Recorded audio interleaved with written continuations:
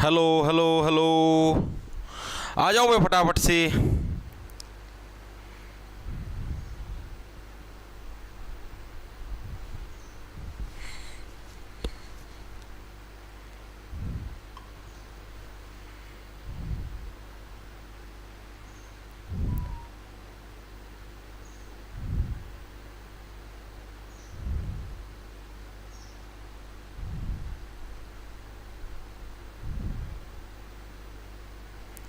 आ जाइए आ जाइए।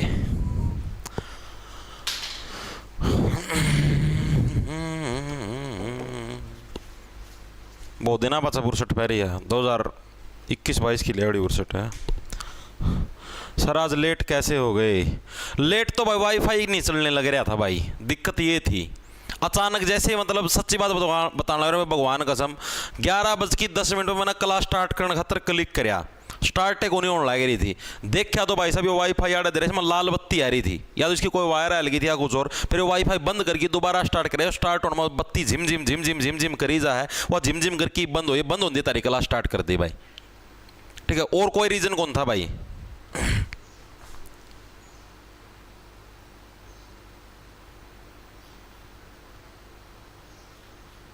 आ जाओ फटाफट से।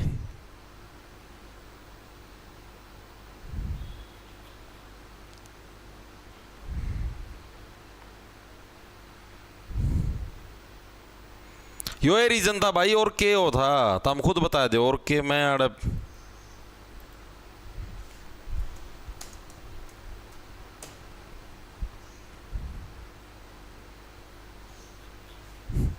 करें बे start. Very good very good. Chat को नहीं होने लग रही आज की दिक्कत है। आगे आगे आगे।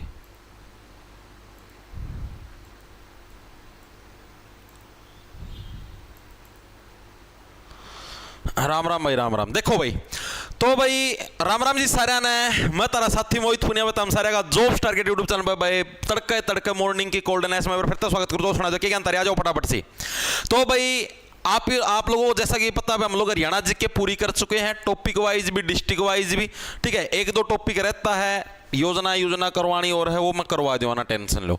ठीक है, एक बार के लिए भाई हमने प्रैक्टिस सीरीज स्टार्ट करी है, और इस प्रैक्टिस सीरीज के अंदर भाई हम लोग जो भी PYQ पर्सन यानी प्रीवियस ईयर के जो भी पर्सन होंगे हरियाणा जीके के, इंडिया जीके के, वो सारे के सारे इसके अंदर निपटाने का काम हम लोग करेंगे। जैसे आपके मान लिया अभी देखो पता क्या है, अभी आपको पता है कि NT आपका एग्जाम नहीं लेने वाली। पिछला जो CET का एग्जाम हुआ था वो किसने लिया था? NTA ने लिया था। अब की बार NTA आपका पेपर नहीं लेगी, पेपर लेगी HSSC। ठीक है जी, इतनी चीज आई समझ में। और HSSC ने भी रिसेंटली कौन से पेपर लिए थे? ग्रुप 56-57 का पेपर लिया था, हरियाणा पुलिस कांस्टेबल का पेपर लिया था। ठीक है, अभी ये मतलब जितने भी शायद कितने ग्रुप हुए थे, जितने भी ग्रुप में पेपर हुए थे, ये सारे के सारे अभी HSSC ने कंडक्ट करवाए थे। मतलब कि HSSC ने पेपर बनवाए थे, उन्होंने सारा सौदा करा था, बाहर की किसी एजेंसी को टेंडर नहीं मिला था। तो कहने की बात यह है कि अब की बार भी पेपर HSSC लेगी, तो हमें HSSC का पता तो होना चाहिए ना, HSSC किस टाइप के प्रश्न पूछती है। ठीक है, तो इसलिए हमको PYQ सीरीज करनी जरूरी होती, ताकि हमको एक अंदेशा लग पाए कि भाई HSSC किस टाइप के प्रश्न आपसे एग्जाम के अंदर पूछ सकती है। ठीक है, इसलिए करनी इंपॉर्टेंट। आपको पेपर का लेवल पता लगेगा, प्रश्नों का लेवल पता लगेगा। आज मैं जो सारे प्रश्न लेके आया हूं, अभी जो रिसेंटली आपका जो साथी हरियाणा पुलिस कांस्टेबल के अंदर लगे हैं, उन साथियों का पेपर है हरियाणा पुलिस कांस्टेबल 25 अक्टूबर 2024 को आप लोगों का एग्जाम होया था। ठीक है, उन सभी साथियों का ये एग्जाम है, ये एज इट इज यहां पर मैं आपको करवाने वाला हूं। ठीक है, चीजें आई समझ में, नॉर्मल सी चीज है। इस पेपर के अंदर जितनी भी आपकी हरियाणा जीके आई थी, जितनी भी आपकी इंडिया जीके आई थी, वो सारी की सारी तरती आज करवाऊंगा। ठीक है जी सर जी। ना ये वीडियो प्राइवेट नहीं होगी, ये तो पब्लिक रहेगी ना भाई। ठीक है, तो ये चीजें हम लोग करेंगे, अच्छे से समझ लेना। PYQ सीरीज इंपॉर्टेंट, आपको पेपरों का लेवल पता लगेगा। तो आज हम लोग क्या करेंगे, हरियाणा पुलिस कांस्टेबल 25 अक्टूबर 2024 का पेपर भाई स्टार्ट करते। पहला प्रश्न देखो क्या है, हरियाणा में 26वीं अखिल भारतीय वन खेल प्रतियोगिता कहां आयोजित की गई थी? पेपर देखो कब होया, पेपर होया हमारा अक्टूबर 2024 के अंदर। ये जो करंट का प्रश्न पूछा गया हरियाणा करंट का, ये है 2023 का। ये जो हरियाणा के अंदर अखिल भारतीय वन खेल प्रतियोगिता का आयोजन हुआ था, इसका 2023 में आयोजन हुआ था भाई। हरियाणा के अंदर आयोजन कहां पर हुआ था भाई? पंचकुला के अंदर क्या है, इसका आयोजन हुआ था भाई। ऑप्शन नंबर बी हमारा करेक्ट। पंचकुला के अंदर क्या हमारी अखिल भारतीय वन खेल प्रतियोगिता का आयोजन हुआ था भाई। ठीक है, अब इसको याद कैसे रखोगे? मेन चीज तो ये अखिल भारतीय वन खेल प्रतियोगिता, ये तो आपने बता दिया पंचकुला में हुआ था, 2023 के अंदर हुआ था। याद कैसे रखोगे? याद आप इसको इस तरीके से याद रख सकते हो। आप देखो खुद सिंपल सी बात है, पुराने समय के अंदर लोग कहां पर खेलते थे? वनों के अंदर खेलते थे। यही तो अखिल भारतीय वन खेल, वनों के अंदर खेलते थे। और वनों के अंदर क्या मारते थे? वो पंच मारते थे, खचक खचक खचक खचक। कहां पर मारते थे? कुल्लों पर पंच मारते। यही तो गेम होते थे पुराने समय के अंदर। और पुराना टाइम के अंदर कोई और गेम होया करता? नो, कोई गेम नहीं था। यही था, कुल्लों के ऊपर पंच मारो, फचक फचक फचक फचक। ठीक है, तो पंचकुला के अंदर क्या है? अखिल भारतीय वन खेल प्रतियोगिता का आयोजन हुआ था 2023 के अंदर। आप इससे लेवल भी समझो। लेवल क्या है? एग्जाम हुआ अक्टूबर 2024 में, करंट कहां की आई है? 2023 की।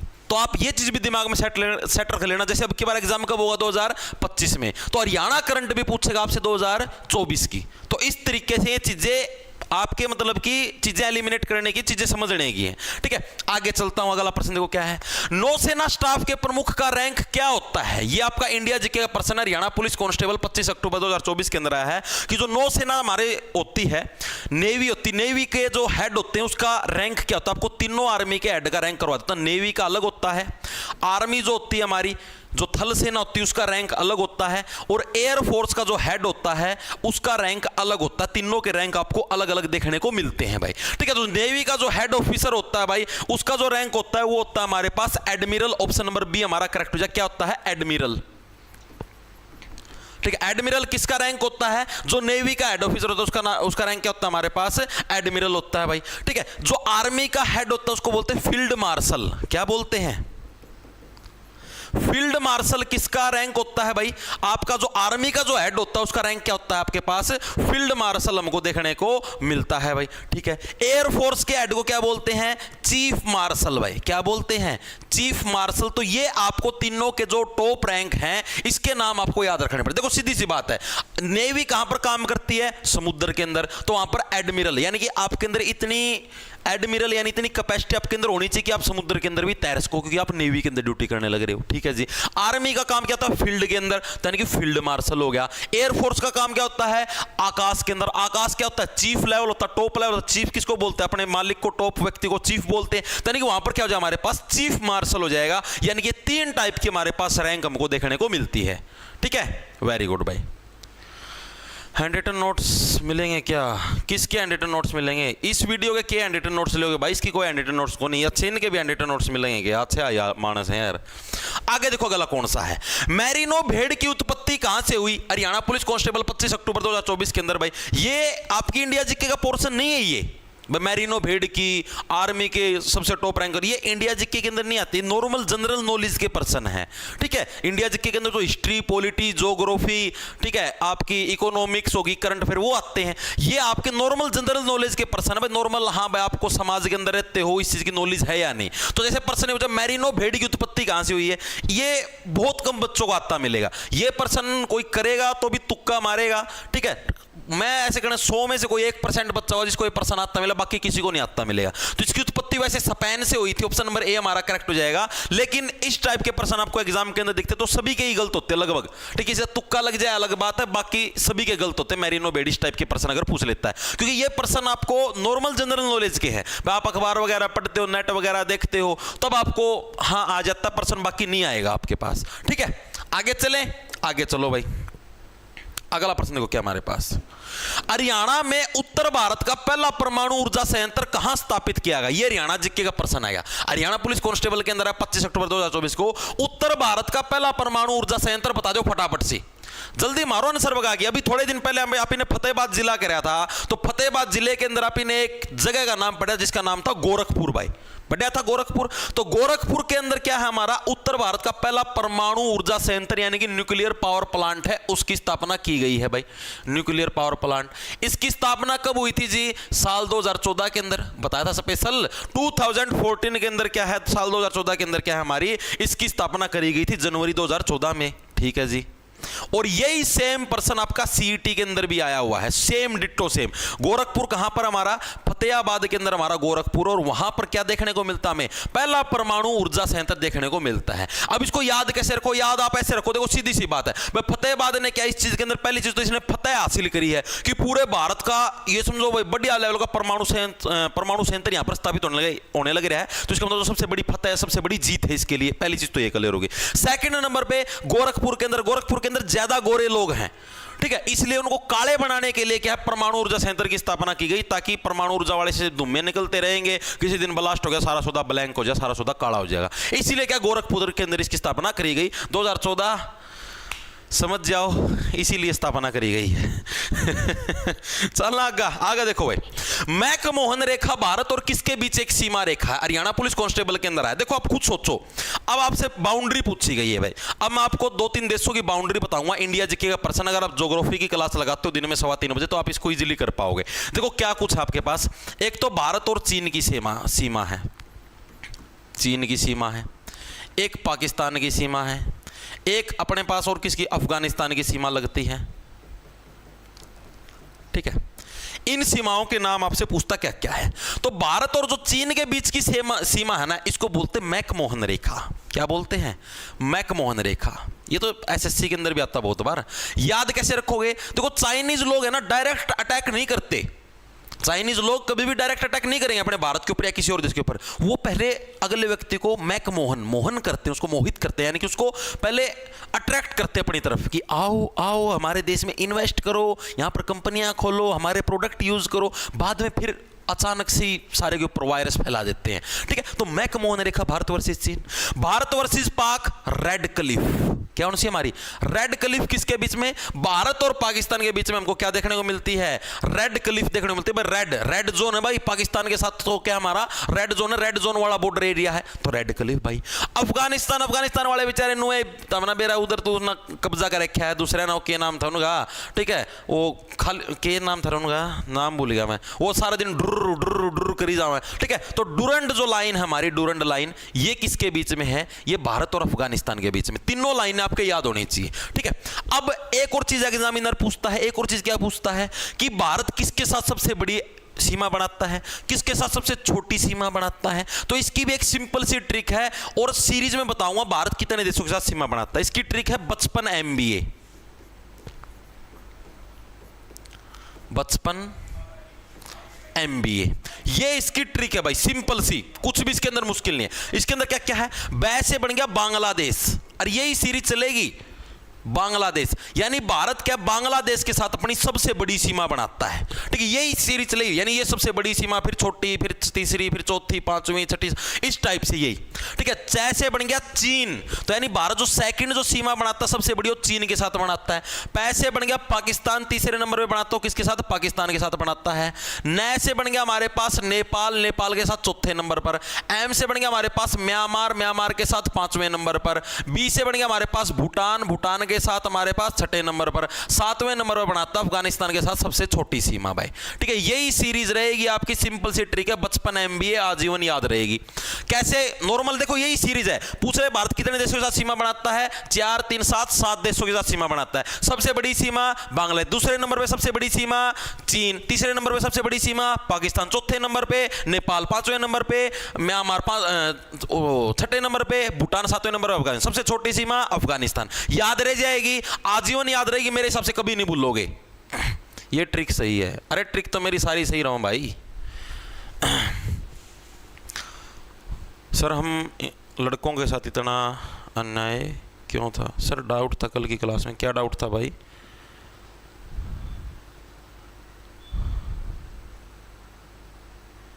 ये जिक्के का डाउट जिक्के वाली क्लास में पूछना, ठीक है। चलो भाई आगे चलते हैं। आगे देखो अगला प्रश्न हमारे पास क्या है, हरियाणा की सबसे पुरानी नहर कौन सी है। बेसिक लेवल का प्रश्न है, आप इन प्रश्नों से पता क्या, ये अंदाजा लगाओ पेपर के अंदर किस लेवल के प्रश्न आते हैं, ठीक है। प्रश्न क्या, हरियाणा की सबसे पुरानी नहर कौन सी है, तो सबसे पुरानी नहर मैंने बताया था कौन सी है भाई, सबसे पुरानी नहर हमारी पश्चिमी यमुना नहर, जो कि यमुना जो नदी, देखो नहर और नदी में फर्क होता है। नदी वो होती है जो नेचुरल अपना रास्ता बना ले, जो पहाड़ों से निकलती है, जैसे गंगा नदी, यमुना नदी, इन्होंने नेचुरल अपना रास्ता बना रखा, पूरी चौड़ी थोड़ी छोड़ी, ठीक है। नहर वो होती है जो आदमी बनाता है, आदमी खुदाई कर करके, क्या कर करके, आदमी खुदाई कर करके ऐसे पक्की नहरें बनाता है, उसको नहर बोलते हैं, ठीक है। तो जो हमारी यमुना नदी है, यमुना नदी से दो नहरें निकलती हैं, एक पश्चिमी यमुना नहर, एक पूर्वी यमुना नहर। पश्चिम वाली तो अपने हरियाणा की तरफ आ जाती है, पूर्वी वाली अपने उस तरफ चली जाती है, यूपी की साइड चली जाती है। तो हरियाणा की जो सबसे पुरानी नहर कौन सी, पश्चिमी यमुना नहर है। कहां से आती है, ताजेवाला नामक जो बांध, वहां से हमारी निकाली जाती है। कहां से, ताजेवाला नामक बांध से, ठीक है। हरियाणा के अंदर एंट्री कहां से करती है, कहां से, कौन से उससे करती है, यमुना नहर यमुनानगर से करती है भाई, क्या करती है, यमुनानगर से, ठीक है। इसके अलावा हमारा क्या चीज और थी भाई, अरे ये तो हमारी सबसे बड़ी नहर भी यही है हरियाणा की। अगर सबसे बड़ी नहर की बात करें तो वो भी हमारी यही है, और सबसे पुरानी नहर भी हमारी यही है। इसके अलावा पूछ ले हरियाणा की सबसे छोटी नहर कौन सी, अभी थोड़े दिन पहले करवाया था, भिवानी नहर। भिवानी नहर क्या है, हमारी हरियाणा की सबसे छोटी नहर है। क्यों, क्या बताया था मैंने कि भिवानी के अंदर रेतीला एरिया है, और रेतीले एरिया के अंदर क्या इतनी बड़ी बड़ी नहरें नहीं बनती, क्योंकि रेत सारा पानी पी जाता है। तो सबसे छोटी नहर आपको कौन सी, भिवानी नहर देखने को मिलेगी, जो कि हमारे भिवानी जिले के अंदर देखने को मिलती है भाई, ठीक है भाई, बिल्कुल। ताजेवाला नामक तो उससे, हाँ वहीं से निकलती है भाई, भिवानी नहर, भिवानी नहर। शाबाश शाबाश, सभी साथियों के बिल्कुल सही आंसर है, वेरी गुड। सर हम लड़कों के साथ नहर के अन्याय हो गया तेरे साथ, नू तो बता दे। सर हमसे एग्जाम में फीस मांगी जाती है 100 रुपये, और लड़कियों की फीस होती है 0। अरे तो भाई तू नर भी तो है, ठीक है। और आज के युग में भाई नर होना पाप है, क्योंकि बेटा तुम्हारे पास सांप है, ठीक है, इसीलिए तुमसे ज्यादा फीस वसूली जाती है। चले आगे। ये चीज आई समझ, देखो पेपर का लेवल पता लगने लग रहा है आपको, भाई किस टाइप का लेवल है, किस टाइप के प्रश्न आने लग रहे हैं, क्या कुछ मैटर है। हाँ बिल्कुल बिल्कुल। अब इसी के अंदर एक और नहर भी हमारे पास, भाखड़ा नहर। भाखड़ा नहर कहां से, सतलुज जो नदी है, ठीक है, पंजाब के अंदर से गुजरती है भाई, उसके ऊपर एक बांध बनाया गया, नांगल बांध, जिसको भाखड़ा नांगल बांध भी बोलते हैं। उस नांगल बांध से ये नहर निकाल ली गई है, ठीक है। और हरियाणा के अंदर एंट्री कहां से करती है, टुआना टुआना टुआना। तो हरियाणा के अंदर एंट्री कहां से करती है, हरियाणा में एंट्री कहां से करती है, टुआना से क्या है, हरियाणा के अंदर एंट्री करती है भाई, ठीक है जी, समझ में आ गई।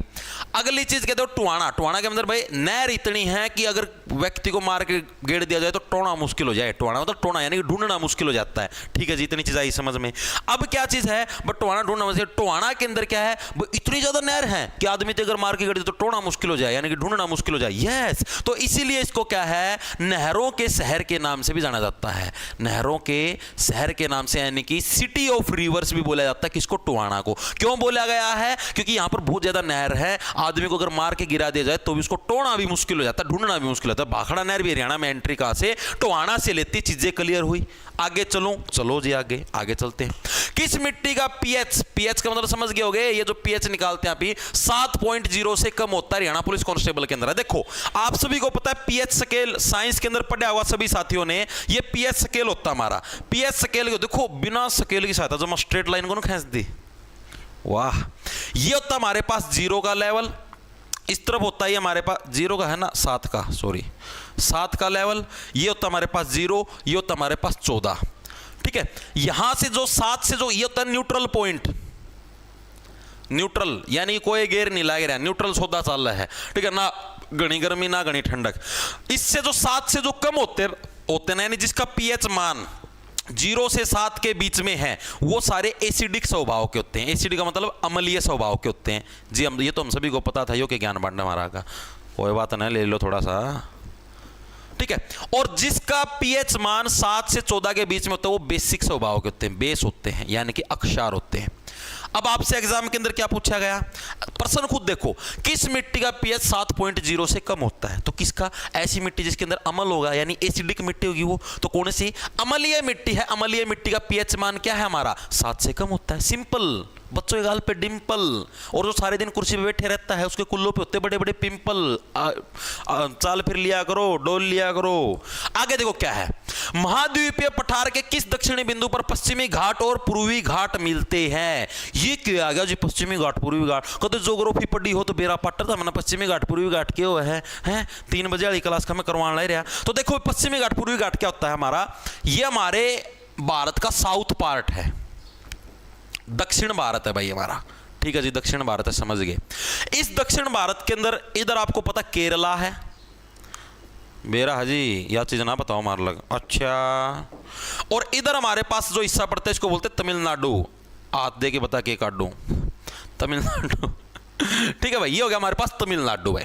तो ये हमारे पास दो जगह होती हैं साउथ के अंदर, दक्षिण भारत के अंदर, आप सभी को पता है, ठीक है जी, इतना बेरा है, ये ज्ञान ना बंडा मारागा, ठीक है भाई, कोई बात नहीं, नाराज ना हो। तो इधर जो गुजरात का जो एरिया, देखो इधर से आपका गुजरात होता है, हाँ जी, तो ये जो गुजरात का जो एरिया है यहां से लेकर और ये तमिलनाडु तक, जो मतलब कि तटीय एरिया है, तटीय का मतलब जो समुद्र, यहां पर तो सारा समुद्र है, जो समुद्र के साथ जो टच होने वाला एरिया है, यहां पर छोटे छोटे पहाड़ बन रहे हैं, इन पहाड़ों को बोलते हैं भाई पश्चिमी घाट, पश्चिमी घाट, ठीक है जी, आगे समझ में, ठीक है, ये कोने आवा गुस्सा, कोई बात नहीं। और जो देखो पश्चिम की तरफ ही तो गुजरात पश्चिम में है भारत के, और इस तरफ भी ऐसे ही है, असम उसम से लेकर इधर तक तमिलनाडु तक का ये जो एरिया है इसका नाम है पूर्वी घाट, यहां पर भी ऐसे ही पहाड़ हैं छोटे छोटे, ठीक है जी, आगे चीज समझ में, इतनी चीज आई समझ में। तो ये जो समुद्र के सारा जो थोड़े थोड़े छोटे मोटे पहाड़ हैं, इनको क्या बोलते हैं, एक को पश्चिमी घाट, एक को बोलते हैं पूर्वी घाट, ओके जी। अब इसी के अंदर क्या होता है, इनके अंदर एक तो डिफरेंस पूछा जाता है, क्या डिफरेंस पूछा जाता है, इधर ही लिखवा दूं आपको, जो पश्चिमी घाट है ना, पश्चिमी घाट की ऊंचाई है पूर्वी घाट से ज्यादा होती है, इनकी औसत ऊंचाई कितनी होती है भाई, औसत ऊंचाई 600 से 1500 मीटर तक, 1500 मीटर तक की इनकी औसत ऊंचाई होती है, किसकी, पश्चिमी घाट की, ठीक है जी, आगे समझ में। पूर्वी घाट की कितनी होती है, लगभग 600 मीटर तक की, 600 मीटर तक की औसत ऊंचाई पूछी जाती है, ऊंचाई, ठीक है जी, इतनी चीज आ गई समझ में। अब आप खुद देख लो भाई, औसत ऊंचाई मतलब एवरेज हाइट, खुद देख लो कि पश्चिमी घाट की हाइट पूर्वी घाट से ज्यादा है ना, जी हाँ बिल्कुल है। तो ये प्रश्न भी एग्जाम के अंदर पश्चिमी घाट और पूर्वी घाट में से किसकी ऊंचाई ज्यादा, तो पश्चिमी घाट की ऊंचाई ज्यादा है, और ये ऐसे झुके हुए हैं, यानी जैसे मान लिया ये आपके पास मान लिया पश्चिमी घाट है, ये हमारे पास मान लिया पूर्वी घाट है, पूर्वी घाट हो गया, ये ऐसे ढलान है, ऐसे स्लोप है, ठीक है। तो यानी ये प्रश्न पूछा जाता है कि पश्चिमी घाट से पूर्वी घाट की तरफ क्या है, एक ढलान है, पश्चिमी घाट की हाइट ज्यादा और पूर्वी घाट की ऊंचाई कम है भाई, ठीक है। तो यानी क्या है हमारा, पश्चिमी घाट पूर्वी घाट की तरफ झुके हुए हैं, झुके हुए हैं। एग्जामिनर पूछ ले किसकी औसत ऊंचाई ज्यादा है, तो पश्चिमी घाट की ऊंचाई ज्यादा, पूर्वी घाट की कम है, इतनी चीज आ गई सभी के समझ में, ठीक है जी। अब जो ये पूर्वी घाट है, अब जैसे मैंने बता दिया छोटे छोटे पहाड़ हैं यहाँ पर, एक तरीके से क्या होगा, रामगुरु जी सिसवाल लाइब्रेरी से 20 बंदे लाए, अरे सुरेंद्र दुग्गल 40 रुपया गोपदान, दुग्गल साहब धन्यवाद, आप सभी का प्यार है बरकरार रहे भगवान की कृपा से, ठीक है। अब ये पूर्वी घाट हमारा, मैंने क्या बोला, यहाँ पर छोटे छोटे पहाड़ हैं, अब पहाड़ों की तो ऊपर चोटी भी हुआ है, तो जो पूर्वी घाट की जो सबसे ऊंची चोटी है उसका क्या नाम है, महेंद्रगिरी, एग्जाम के अंदर पूछी जाती है, रट लेना भाई पक्का। पूर्वी घाट की ऊंची चोटी, पूर्वी बात CID वाली पूर्वी ना समझ लियो पूर्वी की ऊंची चोटी कौन सी है, हमारे पास महेंद्रगिरी, याद रखना मोस्ट इंपोर्टेंट है, SSC के एग्जामों के अंदर भी बहुत बार पूछी जाती है। पूर्वी घाट की सबसे ऊंची चोटी का क्या नाम है, महेंद्रगिरी, ठीक है जी, समझ में आ गया। अब नुए छोटी छोटी पहाड़ी पश्चिमी घाट में भी है, ये पश्चिमी घाट वाली जो पहाड़ियां की सबसे ऊंची चोटी उसका क्या नाम होगा, नीलगिरी भाई, ठीक है। तो इधर लिख देता हूं, जगह नहीं है, इसकी जो ऊंची चोटी पश्चिमी घाट की, ठीक है, ऊंची चोटी है जो हमारी, सॉरी नीलगिरी नहीं, नीलगिरी तो मिलन बिंदु आएगा, इसकी वो नहीं है, नीलगिरी नहीं, अनाईमुड़ी है, ठीक है। पश्चिमी घाट की जो सबसे ऊंची चोटी है वो कौन सी होगी हमारे पास, अनाईमुड़ी, अनाईमुड़ी। के बात हुई, बात समझो हम, पूर्वी घाट में पूर्वी खड़ी थी, पूर्वी नो बोली महेंद्र है, छोरा का नाम के महेंद्र है, CID वाली पूर्वी नो बोली छोरा नाम महेंद्र है, ना ना ना ना ना, ना। मेरी तो कत्ती नाड़ ना मुड़ा है, ठीक है, अनाई मुड़ी भाई, मेरी नाड़ नहीं मुड़ी, ठीक है। पश्चिम का मैं महेंद्र खड़ा था, पूर्वी नो बोली मैं पूर्व का मैं खड़ी हूँ, ठीक है, इसे से महेंद्र थी देख के तो मेरी नाड़ जमा भी ना मुड़ा है, ठीक है। तो पश्चिम को देख के क्या है, पूर्वी की नाड़ कभी भी नहीं मुड़ी, तो नाड़ मुड़ी, अनाई मुड़ी होगी पश्चिम में, पूर्व के अंदर महेंद्रगिरी। और जहां पर ये पूर्वी घाट और पश्चिमी घाट आपसरी में मिलते हैं, ये जो पूर्वी घाट हो गया और ये पश्चिमी घाट आपसरी में जहां पर मिलते हैं, यहां पर जो पहाड़ियां हैं उनको बोलते हैं हम लोग नीलगिरी की पहाड़ियां, क्या बोलते हैं? नीलगिरी की पहाड़ियां। बस यही इंपॉर्टेंट पोर्शन था भाई, ठीक है। यही प्रश्न के अंदर पूछा गया है, महाद्वीपीय पठार के किस दक्षिणी बिंदु पर पश्चिमी घाट और पूर्वी घाट मिलते हैं? तो पश्चिमी घाट और पूर्वी घाट कहां पर मिलते हैं? नीलगिरी की पहाड़ियों पर मिलते हैं। चीजें क्लियर हुई, कंसेप्ट समझ में आया या नहीं आया? पूर्वी घाट पश्चिमी घाट दोनों क्लियर हुए। पश्चिमी घाट की सबसे ऊंची चोटी अनाईमुड़ी, पूर्वी घाट की महेंद्रगिरी। हाइट किसकी ज्यादा? पश्चिमी घाट की। पूर्वी घाट की हाइट छोटी। पश्चिमी की कितनी? 600 से लगभग 1500, पूर्वी की मात्र 600। समझ में आई? कहां तक फैले हुए हैं? तमिलनाडु तक। ये गुजरात से शुरू है, वो उधर असम साइड से वहां से शुरू है, ठीक है, बंगाल असम से, ठीक है। चीजें क्लियर हुई हर एक साथी के? रिप्लाई कर दो जी एक बार, के जुलम हो गया। ओहो हो हे बेबे, कोई बात नहीं, कर दिया रिप्लाई। बोल, के जुलम करवा के मानना की तू? बता तो दे।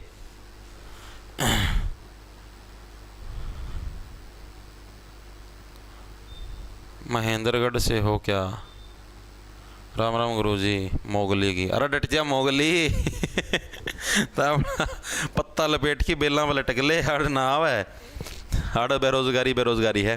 हरियाणा में मोतीलाल नेहरू स्पोर्ट्स स्कूल कहां स्थित है भाई? अरे कितना आसान प्रश्न, पेपर प्रश्न का लेवल देखो। हरियाणा पुलिस कांस्टेबल के सारे प्रश्न अभी जो 2024 के अंदर अभी जो बच्चे लग रहे हैं, ट्रेनिंग जिनकी चलने लग रही है, ठीक है, खुद देखो मोतीलाल नेहरू स्पोर्ट्स स्कूल कहां पर है? थोड़े दिन पहले करवाया था। कहां पर? सोनीपत का। मैं स्पेशल बताया था, स्पोर्ट्स विश्वविद्यालय भी वहीं पर है, स्कूल भी उड़ा है। कद स्थापना हुई थी? 1973 में हुई थी, 1973। स्पोर्ट्स खेलो बिल्कुल फ्री, ठीक है। कहां पर था? कौन सा था मोतीलाल नेहरू? राई के अंदर था, सोनीपत के अंदर भाई। राई कहां पर है? सोनीपत के अंदर। वहां पर क्या हमारा मोतीलाल नेहरू राई स्पोर्ट्स स्कूल है, ठीक है। इसकी स्थापना पूछ ले तो कब हुई थी? साल 1973 के अंदर क्या है हमारी इसकी स्थापना हुई थी भाई, ठीक है। करवाया था भी, डिस्ट्रिक्ट वाइज परीक्षा करवाया, जब सोनीपत के अंदर नहीं करवाया था जी, मुकर नहीं सकते। इसके अलावा सोनीपत के अंदर हमारे पास एक चीज और मैंने आपको बताया था, हरियाणा का पहला महिला विश्वविद्यालय कौन सा था? बताओ। हरियाणा का, ये एचएसएससी का फेवरेट प्रश्न है, का फर्स्ट महिला विश्वविद्यालय नहीं, हरियाणा की पहली जो महिला यूनिवर्सिटी थी, ठीक है, उसका क्या नाम था और कहां पर है? तो पहली महिला यूनिवर्सिटी का नाम था भगत फूल सिंह महिला विश्वविद्यालय। क्या था? भगत फूल सिंह महिला विश्वविद्यालय। कहां पर है जी? सोनीपत का में है, ठीक है जी। स्थापना कब हुई थी? तो बताओ फटाफट सी। हरियाणा ग्रुप डी 2 गुना डीवी होना चाहिए भाई, के बेरा के क्यों होना चाहिए? Very good. 2006 में वेरी गुड। भगत फूल सिंह, शाबाश शाबाश शाबाश, सबका बिल्कुल सही है, वेरी गुड भाई, बहुत अच्छे, शाबाश, होशियार हो गया यार दाम तो, ठीक है। तो स्थापना कब हुई थी हमारी? साल 2006 के अंदर क्या है इसकी स्थापना भी याद रख लेना भाई, ठीक है। मेन तो यही पूछेगा पहला महिला विश्वविद्यालय का नाम क्या था, ठीक है। फूल जैसी होती है महिलाएं, ठीक, तो महिला विश्वविद्यालय भी फूल सिंह का नाम पटेगी दिया। अगला चलो, अगला कौन सा हमारे पास? निम्नलिखित में से किस शहर ने कृत्रिम बुद्धिमत्ता पर वैश्विक साझेदारी शिखर सम्मेलन 2024 की मेजबानी करी? तो आप लोग देखो, आप ने एक और चीज क्या एनालाइज करी, जो करंट आने लग रही है इंडिया वाली करंट है, ठीक है। हरियाणा की जो करंट है वो पूछी गई थी 2023 की, यानी कि पेपर 2024 में हरियाणा की करंट 2023 की, तो अब की बार पेपर 2025 में होगा तो हरियाणा की करंट हमें 2024 की भी पढ़नी पड़ेगी, ठीक है जी, पढ़ ले आएंगे। कद लग की पढ़ा? जुलाई का पाछा की, उसका पहला ही पढ़ने की जरूरत नहीं, ठीक है जी, समझ गए। इंडिया करंट की बात करें, इंडिया की करंट कौन सी पूछी जाने लग रही है? पेपर 2024 में करंट भी इंडिया वाली 2024 की पूछी जाने लग रही है, तो यानी कि सीधी सी बात है, पेपर 2025 का हो तो करंट भी इंडिया वाली 2025 की पूछी जाओगी, तो इंडिया करंट हमें 2025 की पढ़नी, यह चीज भी दिमाग में सेट रखियो, ठीक है जी, रख लेंगे, ठीक है जी। तो अब देखो क्या कृत्रिम बुद्धिमत्ता का मतलब जो आर्टिफिशियल जो इंटेलिजेंस है हमारे पास, एआई एक तरीके से, इसके ऊपर जो वैश्विक साझेदारी है, ठीक है, एआई पर जो हमारी वैश्विक यानी कि पूरे समाज के अंदर, पूरा मतलब धरती के ऊपर जो हमें साझेदारी बिठानी है, उसका सम्मेलन कब हुआ? 2024 की जो मेजबानी है उसकी कहां पर हुई? हमारी नई दिल्ली के अंदर, क्योंकि देखो नई दिल्ली के अंदर ही हमारा सारा का सारा देश चलता है, वहीं पर हमारी सरकार है, तो सरकार के साथ कोई मीटिंग होगी तो नई दिल्ली के अंदर ही होगी, सिंपल सी बात है। आगे चलते हैं, आगे कौन सा? रेड डाटा बुक भाई, ये एचएसएससी का सबसे फेवरेट है, यही प्रश्न सीईटी के अंदर भी आया था, डिट्टो सेम आया था सीईटी के अंदर, सीईटी 2022 के अंदर, ठीक है। रेड डाटा बुक में किसका रिकॉर्ड होता है? बहुत बार एचएसएससी के अंदर, रट लेना इस प्रश्न को। एक तो देखो विलुप्त प्रजातियां किसको बोलते हैं? जो लुप्त हो चुकी हैं, मतलब जिनका धरती पर कोई अस्तित्व नहीं है, धरती पर अस्तित्व नहीं है। अब ऐसी प्रजातियां जिनका अस्तित्व ही नहीं है, अब उनको तो हम लोग इस बुक के अंदर क्यों रखेंगे? उनको रेड जोन में रखना है क्यों? खत्म है ओली, तो उनको रेड जोन में रखना क्यों? आप रेड जोन में किसको रखोगे? जिसके ऊपर डेंजर है अभी, मतलब जो लुप्त प्राय है। लुप्त प्राय का मतलब जो निरंतर लुप्त होने लग रही है, मतलब इनके पास 2-3 पशु रह रहे हैं, अगर ये भी मर गए तो ये लुप्त हो जाएंगी, यानी लुप्त प्राय प्रजातियां। ऑप्शन नंबर बी करेक्ट, यानी कि रेड डाटा बुक के अंदर हम कौन सी, मतलब कि जानवरों का, कौन सी प्रजातियों का डाटा रखते हैं? लुप्त प्राय प्रजातियां, यानी ऐसी प्रजातियां जो अभी लुप्त होने की कगार पे, लुप्त हुई नहीं है, ठीक है, अभी क्या है, डिमोलिश हुई नहीं है अभी। वो कब होंगी डिमोलिश? अभी मतलब होने की कगार पे। एक तो डांगर रह रहे हैं, उनका वो मर गया तो खेल खत्म, ठीक है। तो मैक्सिमम बच्चे इसके अंदर विलुप्त ठोक के आते हैं। विलुप्त यार जो प्रजाति जाली, ठीक है, उसकी बुक का मैं लिख के कराएंगे। जो व्यक्ति मर लिया, आप इन्हों कहा भाई हम इसकी Z+ सिक्योरिटी दे, वहां Z+ सिक्योरिटी आप किसती दो? रेड जोन में आप किसती रखो? जो व्यक्ति जिंदा उससे तो रखोगे, जो मर लिया उसकी थोड़ी रेड जोन में रखोगे। मानो बात है, मानेंगे जी, मानो तो गए हम जाओगे कड़े। भारत में कितने राष्ट्रीय उद्यान है भाई बताओ? हरियाणा पुलिस कांस्टेबल के अंदर है। ये भी देखो एक जनरल नॉलेज का पर्सन है भाई, और ये बदलते रहता है ये डाटा भाई। कितने राष्ट्रीय उद्यान हैं भाई, बढ़ भी जा कम भी हो जाए, एक आधे सरकार रोज बना दी रहो नए नए नए, एक एक दो दो, ठीक है। तो वैसे जो अभी ये पर्सन आया था जो इसकी आंसर की थी, आंसर की के हिसाब से इसका आंसर हो जाए 106। राष्ट्रीय उद्यान में सारे पशु होते हैं मिक्स, बिल्कुल सही बात है, ठीक है। जो भी हमारा नेशनल पार्क है उसके अंदर सारे के सारे पशु पक्षी क्या होते हैं? हमारे मिक्स होते रहते हैं। तो 106 सारे पशु होते रहते हैं मिक्स। ये डाटा अब हर जगह अलग अलग मिलेगा आपको। नेट पे देखोगे कहीं पर 108 मिला भाई, एक दो बढ़ भी जा कितने के बेरा 1014 हो गया, मतलब घटता बढ़ता रहता है डाटा। तो इसको इतना वो मत लेना, ठीक है। ये एक नॉर्मल पर्सन पूछा गया है, नॉर्मल जनरल नॉलेज का, ठीक है ना। ये उससे इंडिया जी कैसे आता ना कुछ और, नॉर्मल जनरल नॉलेज का पर्सन है, ठीक है। ठीक है जी, आगे देखते हैं आगे कौन सा है। भारत के निम्नलिखित में से किस शहर को विश्व शिल्प परिषद द्वारा आधिकारिक रूप से विश्व शिल्प शहर के रूप में मान्यता दी गई भाई? विश्व शिल्प शहर, यानी कि विश्व शिल्प शहर का शिल्प का मतलब क्या होता है? जो हाथ से काम करने वाले कारीगर होते हैं, जो कुछ ना कुछ कारीगरी दिखाते हैं, उनको शिल्पकार बोलते हैं, ठीक है। तो विश्व शिल्प शहर के रूप में भाई किसको मान्यता मिली है? प्रश्न आपसे पूछा गया। हरियाणा पुलिस कांस्टेबल 25 अक्टूबर 2024 के अंदर है, बताओ फटाफट से। मैं पानी की व्यवस्था करवा लूं भाई, गला सूख गया।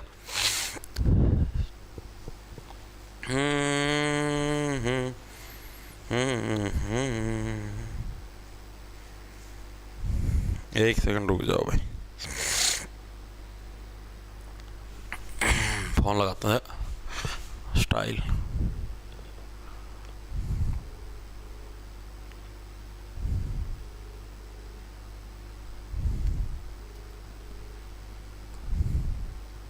ठाले रहा फोन है कई बार भाई, पानी की व्यवस्था करिए रही कई बार नो आप इन्हों कहते ठाले रहे फोन, उससे टाइम ठा लेगा, आपने उल्टे लाके जाए फिर, ठीक है। आया भाई किसी का आंसर? ए बहुत सारे साथियों का जयपुर आया है। जयपुर गलत है भाई, जयपुर गलत है भाई। तो किस शहर को विश्व शिल्प शहर घोषित किया गया? जयपुर को भी किया गया था पुराने समय के अंदर, मुंबई को भी किया गया था। ये भाई हर साल नए नए शहरों को किया जाता है, ठीक है। हर 2-3 साल में, हर 2-3 साल में, जैसे 2019 के अंदर मुंबई को किया गया था। अब ये जो किया गया था ये 2021-22 के अंदर किया गया था। तो 2021-22 के अंदर श्रीनगर को क्या भाई विश्व शिल्प शहर हमारा घोषित किया गया था। हर 2-3 साल के अंदर एक नए शहर को घोषित करते हैं, अभी तक अगले वाला किया नहीं है। तो 2021 में श्रीनगर को क्या है विश्व शिल्प शहर घोषित किया गया। तो ऑप्शन नंबर सी हमारा करेक्ट हो जाएगा। याद कैसे रखो? देखो श्रीनगर के अंदर क्या है, जब से श्रीनगर को यानी कि जम्मू कश्मीर को केंद्र से हमने धारा 370 हटाई है, तो वहां के शिल्पकारों को यानी वहां के लोगों को भाई हाथ से की गई कढ़ाई या और चीजों के अंदर आगे बढ़ाने के लिए हमने क्या है इसको विश्व शिल्प शहर घोषित कर दिया, ताकि भाई यहां के लोग हैं एक्टिव होके हैं कुछ ना कुछ अपने स्वरोजगार ढूंढ लें, इसलिए हमने किया था भाई। ये भी करंट का पर्सन है। आगे देखो क्या है, ये अच्छा पर्सन आप खुद देखो। एग्जाम कब हुआ? 2024 में हुआ जी। वैश्विक मानव सूचकांक कब का पूछा गया? 2022 का पूछा गया है जी, ठीक है जी, कोई दिक्कत नहीं। तो यही चीज अब एग्जाम कब होगा ये ट्रिक अपनाया करो तो हम 2025 में जी, ठीक है। 2 साल पहले की बात करें तो ये 2023 का भी पूछ सकता है और 2024 का भी पूछ सकता है। तो यानी कि हमें 2023-24 दोनों वाले पढ़ने पड़ेंगे कि उस टाइम कौन सा दिन मिला था और उस टाइम कौन सा दिन मिला था। पहला तो हम ये पढ़ लें 2022 के अंदर भारत का स्थान कितना था?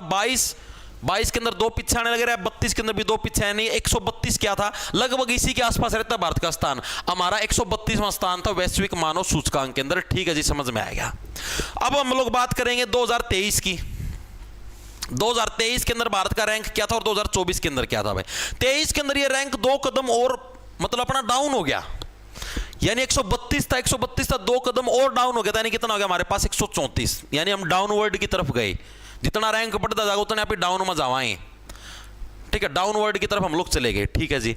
और 24 में आप ना कम बैक कर दिया, 24 सा गाइड दिया सारे देशों का, ठीक है, कम बैक हो गया, आप 134 था सीधे 130 पाएंगे भाई, ठीक है। तो ये रैंक आपको याद रखने हैं। एग्जामिनर 2000 देखो मैंने बताया 24 के अंदर 22 का रैंक पूछा गया था, यानी 2 साल पहले का। तो 4 से 25 की बात करोगे तो आपसे 23 का पूछ सकता है, ठीक है, 23 से के साथ साथ 24 का भी पूछ सकता है, कोई दिक्कत की बात नहीं, दोनों करवा दी। एक याद रखना, 22 वाले के अंदर 32 था, पीछे रखना, 2 उसके पीछे था। 23 वाला उससे अगले साल 2 कदम हम पीछे चले गए, यानी 32 से 2 34 हो गए। फिर अगले साल में हमने कम बैक मारा, फिर 2 मतलब सीधे 4 कदम पीछे आ गए, मतलब कि आगे चले गए डाल से 130 पे ऊपर आ गए। इस तरीके से याद रखना। 1 मिनट रुक जाओ, पानी की व्यवस्था होगी है।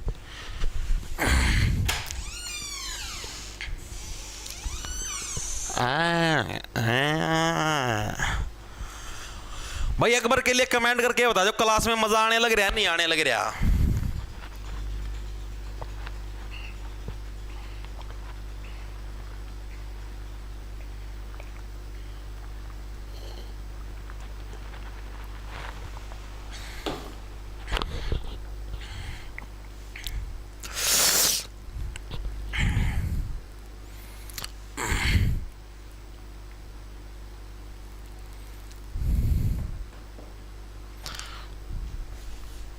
यस सर, थैंक यू भाई, थैंक यू।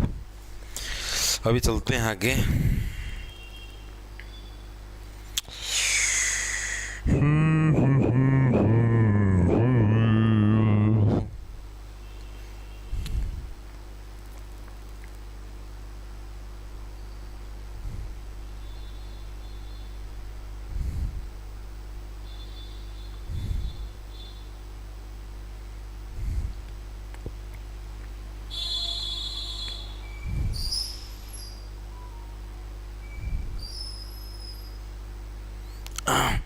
चलें भाई आगे, ठीक है भाई, आगे चलते हैं, नेक्स्ट चलते हैं आगे। देखो भाई अगले प्रश्न पे आ जाओ।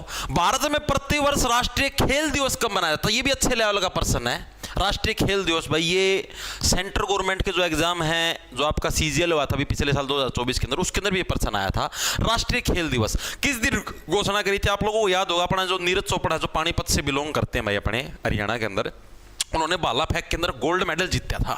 और वो जो गोल्ड मेडल जीता था ना, वो 29 अगस्त वाले दिन जीता था भाई, ठीक है, ओलंपिक के अंदर। तो इसीलिए प्रतिवर्ष हम लोगों ने क्या डिसाइड किया, 29 अगस्त को हम लोग राष्ट्रीय खेल दिवस सेलिब्रेट करेंगे। तो किस लिए किया तब पता लगा, यानी जो हमारे नीरज चोपड़ा साहब है, उन्होंने क्या है 29 अगस्त को क्या है भाला मारा था, फेंक के, ठीक है, उसका मैं गोल्ड मेडल जीता, सबसे दूर मारा था भाला फेंक के। इस वजह से क्या है प्रतिवर्ष क्या है भाई हमारा 29 अगस्त को क्या है राष्ट्रीय खेल दिवस मनाया जाता है। ये भी हरियाणा पुलिस के अंदर आया था, ठीक है जी। आगे चलते हैं। 1966 में हरियाणा राज्य के गठन के समय कितने जिले थे? अरे डेली बताओ हूं, ये डिस्ट्रिक्ट वाइज परीक्षा करवाया करता, डेली बताया करता। हमारा गठन के समय कितने राज्य थे, ओ सॉरी कितने जिले थे, कितने जिले थे? इब्बी भी जगह अगर किसी ने गलत बता दिया ना, भाई दिमाग खराब हो जाए, मजाक की बात नहीं।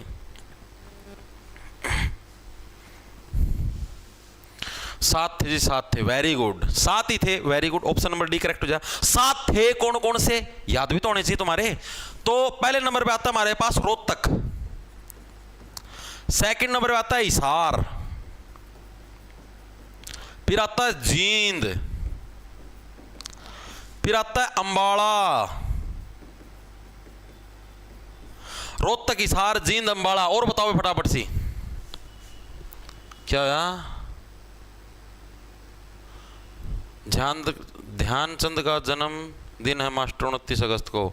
तो रही जगह ध्यानचंद का जन्म दिवस हमना की करना है।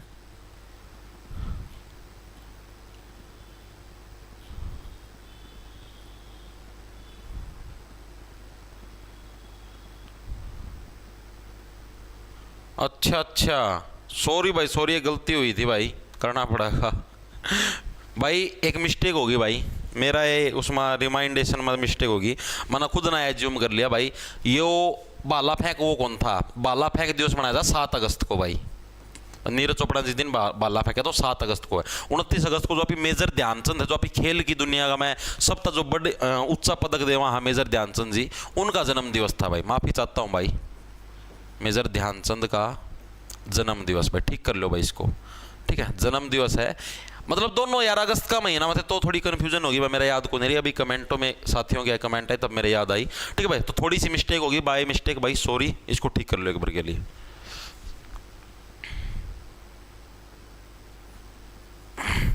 हाँ हो जाए यार गलती।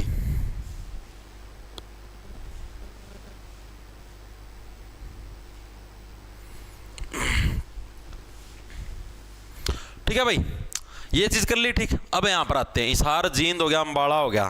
5वें नंबर पे आते हैं हमारे पास महेंद्रगढ़ भाई,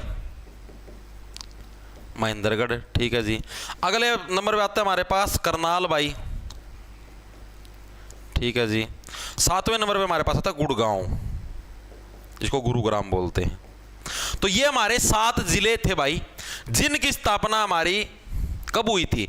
1 नवंबर 1966 को हुई थी जी। ठीक है जी, चीजें क्लियर भाई? हाँ कर दिया भाई, ठीक है।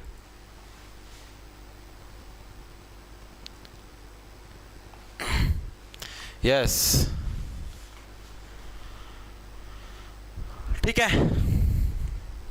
क्लियर है हर एक साथी के। अब देखो, अब इनको याद कैसे रखोगे? याद रखने की मैंने इसकी ट्रिक बनाई थी।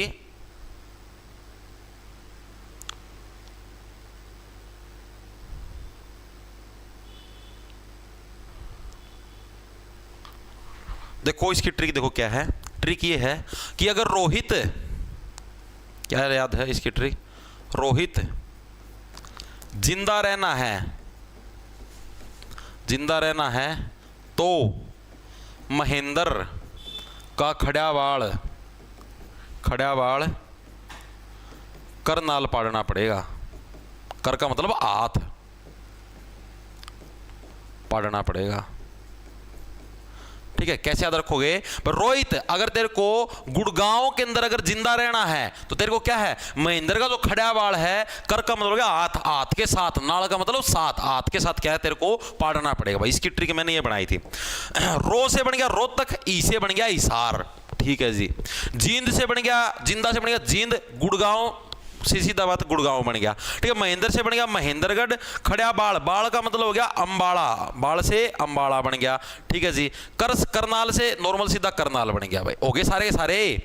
रोहतक, हिसार दूसरा नंबर, गुड़गांव तीसरा नंबर, जिंदा चौथा नंबर, 5वां नंबर महेंद्रगढ़, 6ठा नंबर अंबाड़ा, 7वां नंबर करनाल। याद रह गया? आजीवन याद रहे, कदे नहीं भूलोगे। ठीक है, सिंपल सी ट्रिक है। रोहित अगर गुड़गांव का मैं जिंदा रहना है तो महेंद्र का खड़्यावाड़ पाड़ना पड़ेगा, इतना गुड़गांव का मैं जिंदा नहीं रह सकता। ठीक है, सीधी सी बात है। अकरम पकरम ये कौन यार, मेरा कौन ही हो अगर ये अकरम अमर है, अकरम तो गधा है, अमर है। चलागा सीधी सी ट्रिक बनाया दी यार, तुम ब्याह से बावड़े हो, अकरम अमर है, पेपर हम कौन याद रहा करें? ये जो तमी बनाओ ना, अकरम अमर है, ये जैसे ये तुमने बनाई अकरम अमर है, ये बनाई होगी। कहता करनाल भी बना, कहता कैथल भी बना है, बनाए देगा पेपर में, याद रह जाएगा। कि एक बार कंफ्यूज हो गया ना, पाखड़ी सी पैट जाएंगी। हाँ इस चीज़ समझ में, तो यह चीज़ थोड़ा दिमाग में सोचा करो, सारी चीज़ सोचनी पड़े हैं। रहता रेवाड़ी भी बना है, अकरम का में रोहतक भी बना है। हाँ चीज़ समझ में, इस तब यह है, सीधी याद रहोगी। रोता तो रेवाड़ी कौन बना है, ईता और भी कुछ कौन बनता। रोहित गुड़गांव में अगर जिंदा रहना है तो सीधी बात है महेंद्र खड़्यावाड़ है, वो हाथ कर का मतलब हाथ के साथ तेरे को खड़्यावाड़ पाड़ना पड़ेगा, जिद्दे जिंदा रह इसका है। इस तरह आसान कोई ट्रिक हो तो बताओ, कोई ट्रिक नहीं धरती भाई।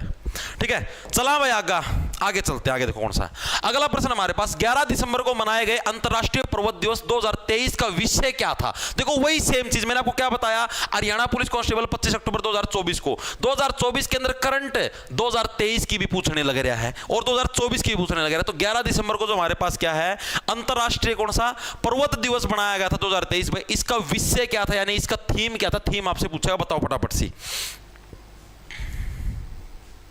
अंतरराष्ट्रीय जो पर्वत दिवस था भाई, इसका थीम क्या था?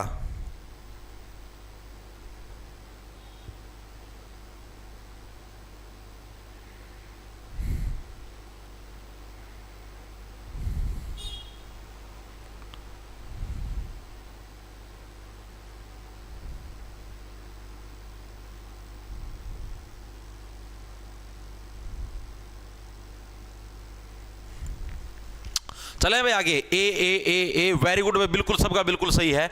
पर्वतीय पारिस्थितिकी तंत्र की पुनर्बहाली, यानी कि जो हमारा पर्वतों का जो पारिस्थितिकी तंत्र है, जो वातावरण है, उसको दोबारा से जैसा पुराने जमाने के अंदर था वैसा किया जाए। वैसे हर जगह पर्यावरण हो गया और हर जगह हमारी यही थीम चलती है कि जो भी हमारी पुराने जमाने की जो चीजें हैं उनको पहले की तरह वैसे ही सेट कर दिया जाए। हर जगह हमारी यही थीम चलती है। तो यही हमारी क्या है थी, इसकी थीम थी भाई ऐसे ऐसे ये चीज की जाए भाई।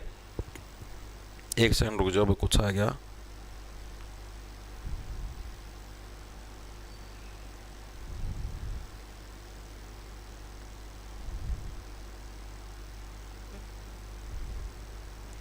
ठीक है भाई, चले आगे। वेरी गुड, बिल्कुल सही है भाई। आगे चलते हैं, अगला कौन सा है? हरियाणा के किस जिले में बड़खल झील स्थित है? हरियाणा पुलिस कांस्टेबल 25 अक्टूबर 2024। अरे अभी अभी तो बताया था भाई, हर एक जिले के अंदर एक एक झील थी। फरीदाबाद के बोला मेरी भी एक फरीद है, फरीद मेरी भी एक डिमांड है, कम से कम बड़खल झील तो दे दो। तो बड़खल झील क्या है? हरियाणा के फरीदाबाद जिले के अंदर है। और इसका जो निर्माण है, निर्माण कब हुआ था? जिस टाइम हमारा देश आजाद हुआ था, साल 1947 के अंदर इसका निर्माण होने लग रहा था। साल 1947 में क्या है, इसका निर्माण होने लग रहा था। और ये बनके तैयार कब हो गई थी? साल 1948 में क्या है, बनकर तैयार हो गई थी भाई। ठीक है, बनकर तैयार हो गई थी। ठीक है, तो पूछ ले तो ठोक देना आंसर। चीजें क्लियर हुई? आगे चलो। वेरी गुड भाई, आगे चलते हैं। अगला हमारे पास कौन सा है? रिजू पेवे तकनीक किससे संबंधित है भाई? ये किस चीज से रिलेटेड है? रिजू पेवे तकनीक हरियाणा पुलिस कांस्टेबल के अंदर। ये भी नॉर्मल जनरल नॉलेज का पर्सन है भाई। ठीक है, ये आपको किसी जीके की बुक के अंदर या कहीं पर भी आपको देखने को नहीं मिलेगी। ठीक है, ये आपको डायरेक्ट मतलब जैसे आप ये अखबार वगैरह पढ़ते हैं, इंटरनेट वगैरह देखते हैं, तो वहां से जो नॉलेज ली गई है वो पर्सन है ये, कि रिजू पेवे तकनीक किससे संबंधित है। तो किससे भाई? रिजू पेवे हमारी सड़क निर्माण से संबंधित। ऑप्शन नंबर बी करेक्ट हो जाएगा। इसके अंदर मतलब कहते हो कैसे रिजू पेवे भाई, ये जो सड़क है हमारी, ये किस तरीके से मतलब इसको कैसे हम लोग रिझाएं कि भाई तू ये जो पानी, बारिश का पानी आता है, इसको पी जाए। मेनली सड़क निर्माण करते हैं, उसके अंदर एक कंसेप्ट हमारा ये भी तो रहता है ना कि भाई ये सड़क हमारा बारिश का पानी पी जाए, या फिर इसको हम लोग कहां पर इस पानी को एडजस्ट करें ताकि हमारी सड़क ना टूटे। ठीक है, तो ये जो रिजू पेवे तकनीक है किससे संबंधित है? हमारे सड़क निर्माण से संबंधित है। Very good, option number B सभी का बिल्कुल सही है। याद कैसे रखो, नॉर्मल है भाई। हम लोग, हमारे दिमाग में कंसेप्ट क्या रहता है कि भाई सड़क है, इसको हम लोग कैसे रिझाएं कि ये इस पानी को पी जाए। तो रिजू पेवे टेक्निक हमारी सड़क निर्माण से बिलोंग करती है। ठीक है जी, आगे चलते हैं। संघाई सहयोग संगठन शिखर सम्मेलन 2024 को कहां आयोजित किया गया था? अच्छा प्रश्न है, बताओ भाई। हरियाणा पुलिस कांस्टेबल 25 अक्टूबर 2024 के अंदर है। जो संघाई सहयोग जो संगठन है हमारा, इसका जो शिखर सम्मेलन आया था 2024 के अंदर भाई, उसका आयोजन कहां पर किया गया था? सीधी सी बात है, पेपर 2024 में तो करंट हमारी लगभग ये समझो कि जुलाई 2023 से लेकर और ये समझो जून 2024 तक की तो पूछी जाती है। ठीक है, तो अब की बार पेपर 2025 में होगा, तो ये समझ लेना कि जुलाई 2024 से लेकर आपको जून 2025 तक की करंट तो पढ़नी पड़ेगी भाई, तभी बात बढ़ेगी, वरना नैया डूब जाएगी। वेरी गुड भाई। एक जना सिंगापुर आया है ना मीठी है, इतना गलत काम नहीं है भाई। सिंगापुर हमें इतनी बड़ी बड़ी मीटिंग कराएंगे, इसी मीटिंग तो छोटे छोटे देशों में आ रहा है, टुच्चे आ गया ना, तो टुच्चे। ये टुच्चा देश देख लो, ऑप्शन में कौन सा है? एक है टुच्चा देश, बता दो तो आंसर है। ये भी कौन बता पाओगे? बता दो रे, नाक कटवाओ मेरी नाक, कर लियो कि मैं शर्म लिहाज।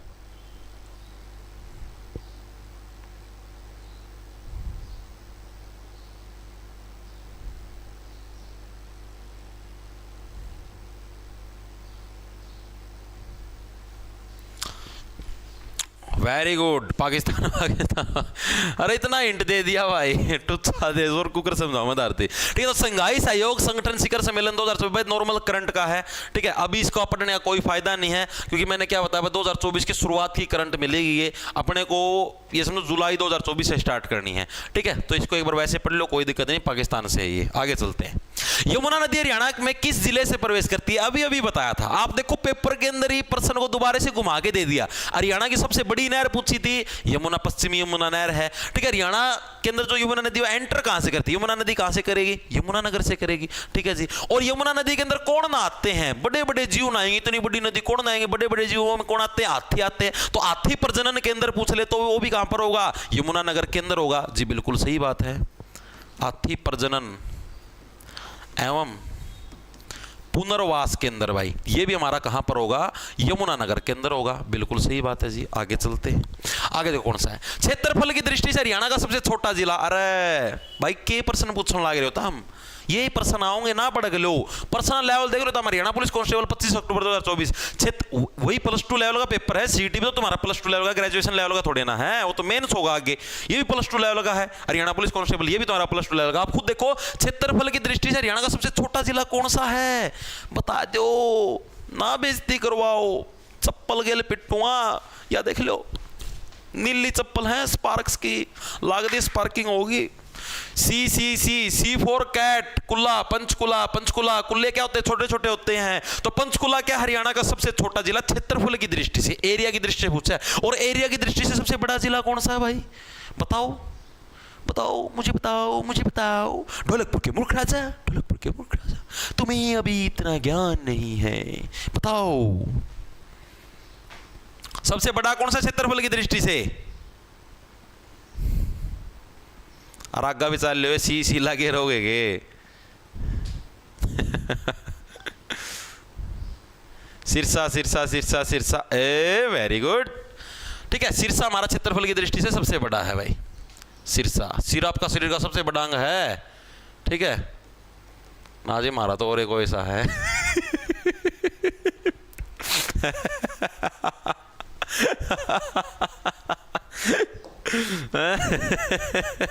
आगे देखो भाई, भारत के संघीय न्यायालय ने सबसे कब से कार्य करना शुरू किया था? बताओ भाई।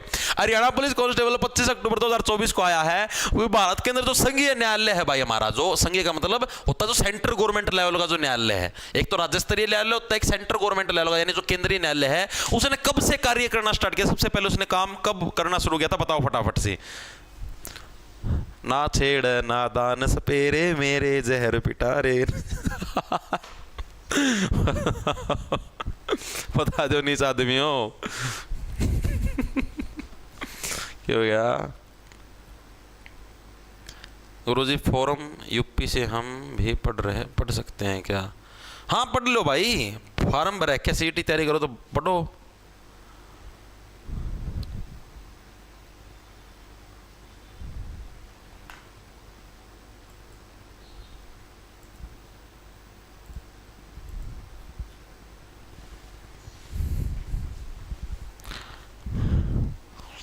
Very good very good. 37 बिल्कुल सही है भाई।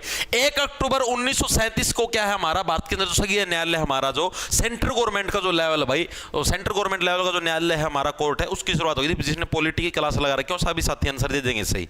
ठीक है, पॉलिटी कंप्लीट करवा चुका हूं। 1 अक्टूबर 1937 से हम लोगों ने इसका काम स्टार्ट कर दिया था। आगे चलो भाई। वर्तमान में हरियाणा राज्य का कुल क्षेत्रफल कितना है? सप्ताह पहले दिन ने करवाया था। हरियाणा का टोटल क्षेत्रफल कितना है? बिल्कुल ईजी। क्या ट्रिक बताई थी? मान लिख दो 4 और 4, 4 के आधे लिख दो, 2 और 2 बीच में लगा दो 1 का, बस 44,212। क्यों कर रहा है कारा? 44,212 किलोमीटर के हरियाणा पुलिस कांस्टेबल के अंदर हरियाणा का टोटल क्षेत्रफल है भाई। निम्नलिखित में से किस फसल को आमतौर पर वर्षा ऋतु में बोया जाता है? नॉर्मल जनरल नॉलेज का प्रश्न। वर्षा ऋतु में कौन सी फसल बोई जाती है? वर्षा का मतलब बारिश। अभी जो मौसम स्टार्ट हो रहा है वर्षा ऋतु का स्टार्ट हो रहा है। जून के बाद यानी कि मिडिल जो जून क्रॉस हो जाता है, जून के लास्ट में वर्षा ऋतु स्टार्ट हो जाती है।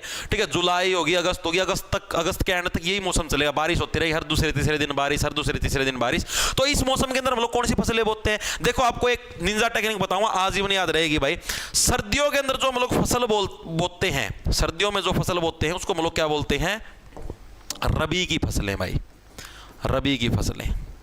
ठीक है, और जो हम लोग गर्मियों में जो फसल बोते हैं, गर्मियों में मीन्स गर्मियों या फिर बारिश के मौसम में जिसको मतलब कि लगभग जून के महीना बोल सकते हम लोग, जून जुलाई के लगभग जो फसल बोते हैं उसको बोलते हैं खरीफ की फसल। अब आपको एक याद करवाऊंगा, आजीवन याद रहेगा। देखो, रैसे रबी रैसे रगड़, रैसे रबी रैसे रगड़, ठीक है, रैसे रबी रैसे रगड़। ठीक है, आप लोग रगड़न कब ज्यादा करते हो? रगड़ने से क्या आती है? गर्मी आती है जी। ठीक है, तो रगड़न कब ज्यादा करोगे? सर्दियों में करेंगे जी, सर्दियों में सर्दी लगती है, हाथों को ऐसे ऐसे रगड़ते हैं तो क्या आती है? गर्मी आती है जी। ठीक है, तो यानी रगड़ोगे कब आप लोग? रैसे रबी रैसे रगड़, रगड़ते कब हो? सर्दियों में रगड़ते हो। तो यानी रबी फसलें सर्दियों में, तो दूसरी बच गई खरीफ। तो खरीफ कब आएगी हमारी? गर्मियों या बारिश के मौसम के अंदर बोई जाती है। तो खरीफ फसलें क्या हमारी आमतौर पर वर्षा ऋतु में बोई जाती है। आजीवन याद रहेगा, मर जाओगे, राख भी उछल उछल के आंसर बताओगे हाँ भाई यो ही था। आगे चलो, अगला कौन सा हमारे पास? हरियाणा के किस शहर में अर्जुन स्टेडियम स्थित है? अर्जुन, बताओ फटाफट से। अर्जुन स्टेडियम बताया था, स्पेशल एकलव्य स्टेडियम बताया था, कहां है पार्थ? कहां है बताओ फटाफट। कर्नाल, सोनीपत, जींद, हिसार, कहां है? सर जिसका सीट का फॉर्म गलत भरा गया उसका एडमिट कार्ड आएगा या नहीं? भाई चेयरमैन साहब ना बेरा भाई कोई ना भाई, फार्म में यार पता है कि है, गलती का भी लेवल देखा जाएगा। वेरी गुड, सभी का बिल्कुल सही है। इधर तो गुड़गांव ऑप्शन में दिखा था ना, जींद, वेरी गुड भाई। ऑप्शन नंबर हमारा सीक्रेट हो जाए। जींद के अंदर क्या हमें अर्जुन स्टेडियम देखने को मिलता है भाई। ठीक है, अर्जुन स्टेडियम हमें कहां पर? जींद के अंदर देखने को मिलता है। Very good. क्या है? सेनेगल वाले का क्या? कजाकिस्तान आएगा भाई। सेनेगल वाले कौन सा कजाकिस्तान? अच्छा, संघाई वाले का। सर आपकी शर्ट बहुत अच्छी लगी भाई। शर्ट तो यार मैं तो पैर नहीं बंद कर रखी दिया, मैं तो दूसरों सोचा था, मैं कहते बूंदी लगा, मैं क्लास में चला जाऊँ मट्टी कूटी जाए वाला के मेरी। वेरी गुड भाई। जींद के अंदर क्या हमें अर्जुन स्टेडियम देखने को मिलता है। वेरी गुड भाई। ठीक है, अब एक द्रोणाचार्य स्टेडियम था भाई, याद करो, द्रोणाचार्य स्टेडियम। गुरु द्रोणाचार्य के नाम पर कौन सा मतलब कि उसके जिले की स्थापना करी गई थी? गुरु द्रोणाचार्य के नाम पर कौन से जिले की स्थापना करी गई थी हमारी? सीधी सी बात है, गुरुग्राम की, जिसको गुड़गांव बोलते हैं। ठीक है, और इन्हीं की वाइफ होती थी कौन? शीतला। इन्हीं के नाम पर एक मंदिर बनाया गया, शीतला माता का मंदिर। वो भी कहां पर देखने को मिलता है? गुड़गांव के अंदर। ठीक है जी, और इन्हीं का एक शिष्य होता था जिसका नाम था एकलव्य। तो एकलव्य का स्टेडियम भी कहां पर बने? एकलव्य स्टेडियम, ये भी हमें कहां पर देखने को मिलता है? जींद के, गुरुग्राम के अंदर देखने को मिलता है जी। ठीक है जी, ठीक है, तो यानी कि ये दोनों के दोनों द्रोणाचार्य एकलव्य पूछ ले तो गुरुग्राम के अंदर हमको देखने को मिलते हैं, और अर्जुन स्टेडियम पूछ ले तो हमें जींद जिले के अंदर देखने को मिलता है। ठीक है जी, आगे चलते हैं। भारत में प्रतिवर्ष राष्ट्रीय बालिका दिवस कब मनाया जाता है? अरे बहुत इजी प्रश्न है, कितनी बार करवा रखे आपको। 26 जनवरी को हमारा संविधान लागू होने वाला था। 26 जनवरी 1950 को हमारा संविधान लागू हुआ था। ठीक है जी, और 26 जनवरी को हम लोग गणतंत्र दिवस मनाते हैं। तो इससे 2 दिन पहले हम लोग क्या है, स्पेशल जो बालिकाएं होती हैं, हमारी छोटी छोटी बच्चियां होती हैं भाई, ठीक है, उनकी क्या स्पेशल ट्रेनिंग करवाते हैं बालिकाओं की, कि भाई हाँ बेटा ऐसे जय हिंद करना है, ठीक है, ऐसे आपको चलना है परेड के अंदर। छोटी छोटी बालिकाओं के हम लोग ट्रेनिंग करवाते हैं, तो उससे 2 दिन पहले करवाएंगे। तो बालिका दिवस भी कब मनाया जाएगा? 24 जनवरी को क्या हमारा बालिका दिवस मनाया जाता है। ठीक है जी, याद रह जाएगा, बिल्कुल रह जाएगा जी। इसके अलावा हमारे पास अभी मैंने शायद जो ज्योग्राफी करवाता हूं दिन में, उस टाइम मैंने आपको एक प्रश्न करवाया था ओजोन दिवस। ये भी एग्जामिनर बहुत बार पूछता है, ओजोन दिवस कब मनाया जाता है और ओजोन परत हमारे किस स्फीयर के अंदर, किस मंडल के अंदर देखने को मिलती है? कौन से मंडल के अंदर देखने को मिलती है?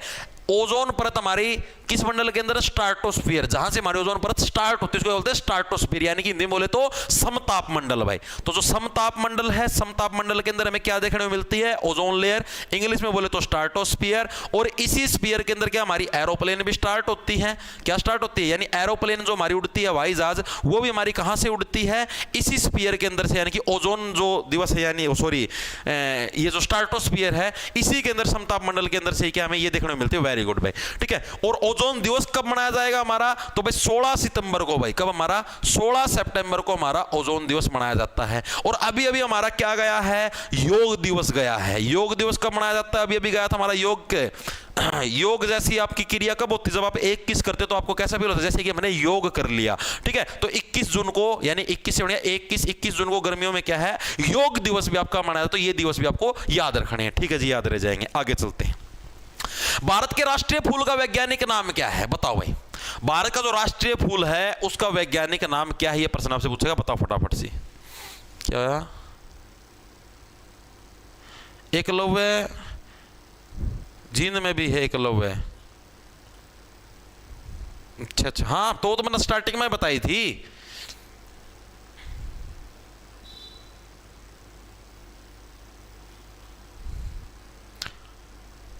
अच्छा अच्छा, सॉरी भाई सॉरी, इसको ठीक कर लो भाई, मिस्टेक हो गई भाई।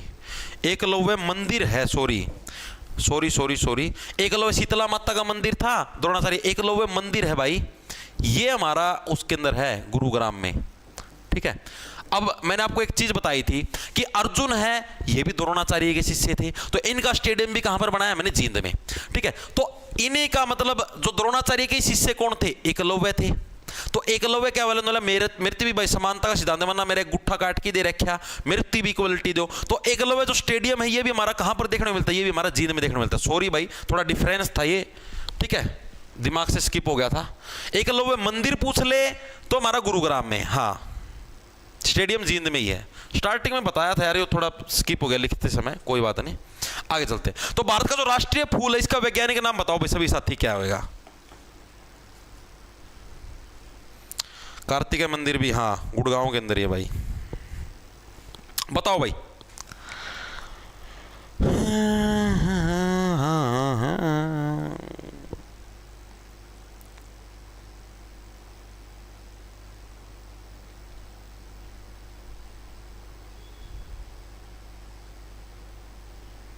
बताओ बताओ।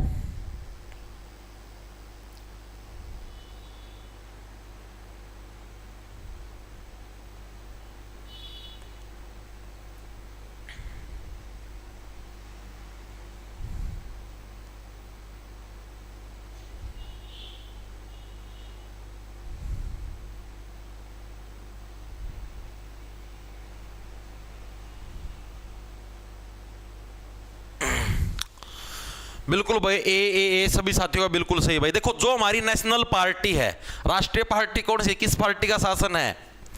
भाजपा का शासन है। भाजपा का सिंबल क्या है? कमल का फूल है। अब जो सिंबल होगा तो वही देश का राष्ट्रीय फूल भी बनेगा। तो राष्ट्रीय फूल कौन सा हमारे पास? कमल है, वो हमारे देश का राष्ट्रीय फूल है जी। ठीक है जी, ठीक है, तो कमल देश का राष्ट्रीय फूल है, तो उसका वैज्ञानिक नाम क्या है? नेलुम्बा न्यूसेफेरा गार्टन। ऑप्शन नंबर ए हमारा करेक्ट हो जाए, क्या है हमारा? नेलुम्बा न्यूसेफेरा गार्टन। ये भी किसी आपको बुक के अंदर या कहीं पर नहीं मिलेगा, ये भी आपसे नॉर्मल जनरल नॉलेज का प्रश्न पूछे, आप व्हाट्सएप वगैरह चलाते हो, इंटरनेट वगैरह, तो वहां पर ये मतलब ऐसे ही दिखाई दे जाता है, तो इसको पूछा गया है। आगे चलते, आगे कौन सा है? हरियाणा की मारकंडा नदी का प्राचीन नाम क्या था? मारकंडा नदी का प्राचीन नाम क्या था? बहुत बार कर रखा है, अरुणा। अरुणा ही तो था मारकंडा नदी का प्राचीन नाम है। ठीक है, नॉर्मल भी बताया था मैंने आपको। देखो जो दूसरों को मारता है, मारकंडा जो दूसरों को मारता है, उसके अंदर क्या है? कोई भी करुणा नहीं होती। करुणा का मतलब कोई भी उसके अंदर दया की भावना नहीं होती, तभी तो दूसरों को मारता है। ठीक है, चीजें समझ में आई? तो यही कंसेप्ट है इसके अंदर, इसी तरीके से याद करवाया था पहले भी। आगे देखो क्या है? 2011 की जनगणना के अनुसार हरियाणा में कितने गांव? 2011 की पूरी सेंसस बैच के अंदर करवा रखी है, उसके अंदर स्पेशल बताया भी था कि अकॉर्डिंग टू 2011 सेंसस भारत के अंदर टोटल कितने गांव हैं? बताओ फटाफट से, बताओ बताओ बताओ। देखो इसकी सिंपल ट्रिक बताई थी भाई, जो भी मतलब कि हमारे पास पहला जो रिजल्ट होगा उसका आधा और उसमें 7 जोड़ना है। ठीक है, यानी कि 68 है, 68 का आधा करोगे 2 तिया से 2 चौके 8, 34 बन गया। इसमें 7 जोड़ोगे, 7 4 11, 41 बन गया। ठीक है, 68 41 हमारे पास क्या? अकॉर्डिंग टू 2011 की सेंसस हमारे हरियाणा के अंदर टोटल गांव देखने को मिलते हैं। हरियाणा पुलिस कांस्टेबल के अंदर है 25 अक्टूबर 2024। हरियाणा की जो 2011 पूरी जनगणना आपको याद होनी चाहिए। हरियाणा की साक्षरता दर कितनी थी? ठीक है, हरियाणा के लिंगानुपात कितना था अकॉर्डिंग टू 2011, वो सारा मैंने करवा रखा। तो 68 41, ठीक है, डायरेक्ट रट लो 68 41 68 41 68 41, ठीक है, या फिर ऐसे याद कर लो जो भी पहली संख्या उसका 10 में 7 जोड़ने हैं बस। ठीक है, आगे चलो, आगे चलो जी। भारत का सबसे पुराना राष्ट्रीय उद्यान एली राष्ट्रीय उद्यान हमारा किस वर्ष में स्थापित किया गया था? हरियाणा पुलिस कांस्टेबल के अंदर है, बताओ फटाफट से। जो हमारा सबसे पुराना राष्ट्रीय उद्यान है एली,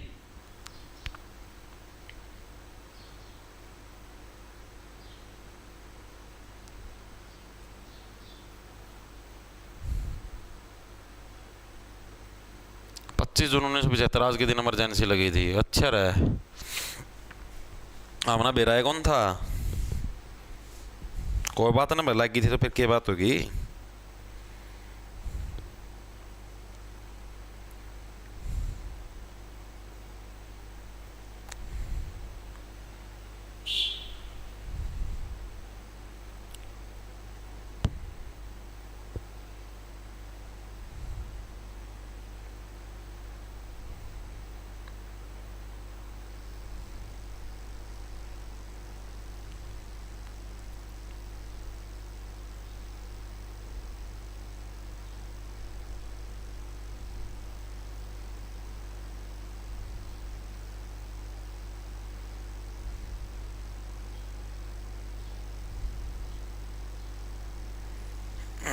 देखो भाई, वेरी गुड भाई।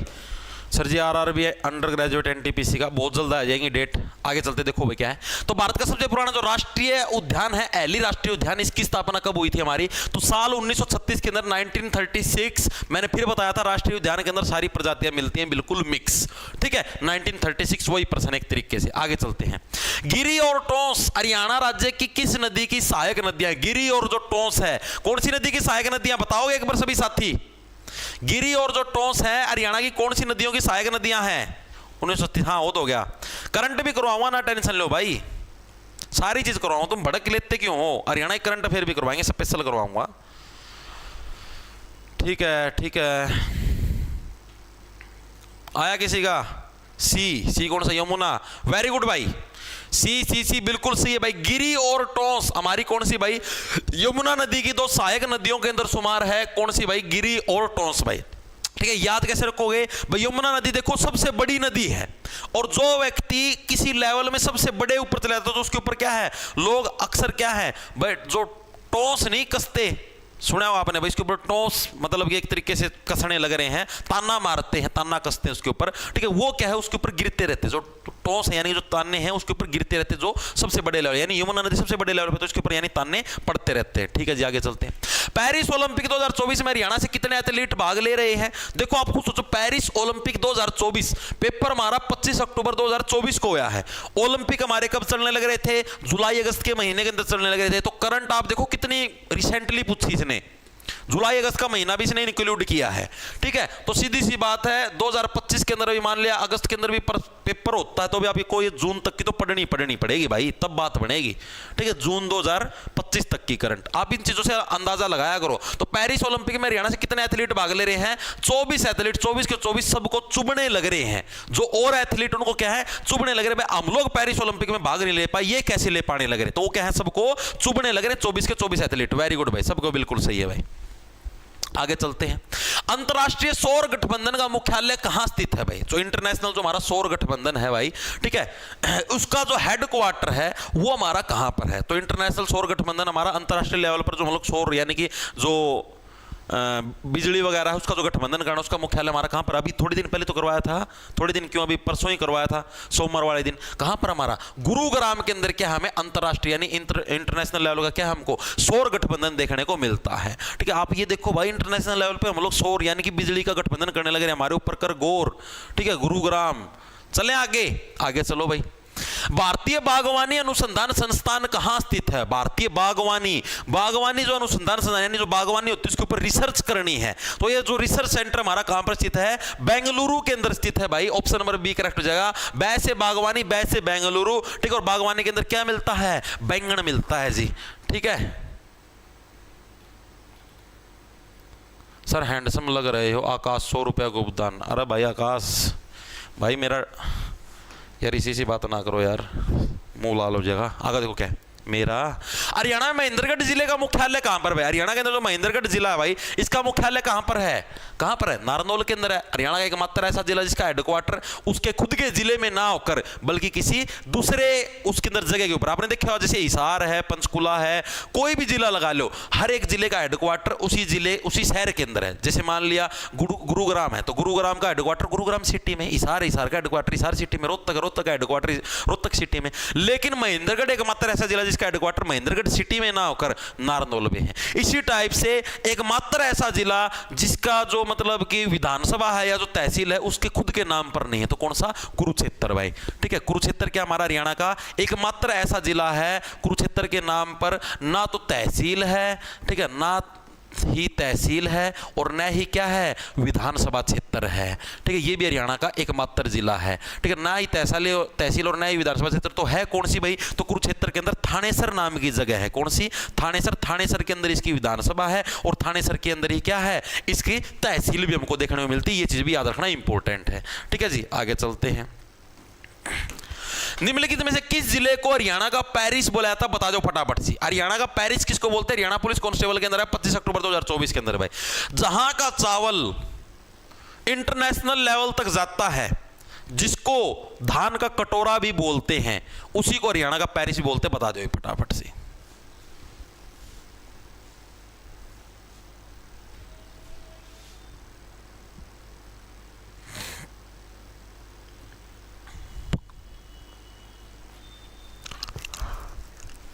बताओ फटाफट सी। वेरी गुड, वेरी गुड, सबका बिल्कुल सही। करनाल ऑप्शन नंबर 1 करेक्ट जा। करनाल को क्या भाई, धान का कटोरा भी बोला जाता है, धान का कटोरा। स्थापना कब हुई थी हमारी, 1 नवंबर 1966।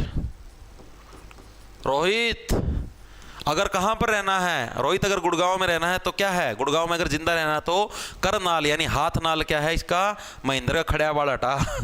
ठीक है, सातों के सातों जिले याद रह जाएंगे। तो करनाल क्या है, करनाल को क्या हरियाणा का पेरिस बोला जाता है, धान का कटोरा भी बोला जाता है, और 1 नवंबर 1966 को इसकी स्थापना हुई थी, वह इंपॉर्टेंट है। ठीक है, अब देखो सीधी सी बात है, जहां का चावल है, जहां का धान जिसको चावल बोलते हैं, इंटरनेशनल लेवल तक जाता है, तो इंटरनेशनल तो यानी कि पेरिस तक जाएगा, तो इसको हरियाणा का पेरिस भी हम लोग बोल देते हैं। ठीक है जी। विश्व के पहले पोर्टेबल अस्पताल का अनावरण कहां पर है, पोर्टेबल का मतलब समझते हो, जिसको एक जगह से दूसरी जगह पर शिफ्ट किया जा सकता है, उसको बोलते हैं पोर्टेबल हॉस्पिटल। तो विश्व का जो पहला पोर्टेबल हॉस्पिटल है हरियाणा पुलिस कांस्टेबल के अंदर है, वो कहां पर स्थापित किया गया, ये प्रश्न आपसे पूछेगा, बताओ फटाफट सी। अरे सिंपल सी बात है भाई। अब देखो आप खुद सोचो, हरियाणा जीके चलने लग रही है और यहां पर आपको जो ऑप्शन दिखाई देने लग रहे हैं, उनके अंदर आपको 1-2 ही ऑप्शन दिखाई देंगे। देखो बिल्कुल इजी है।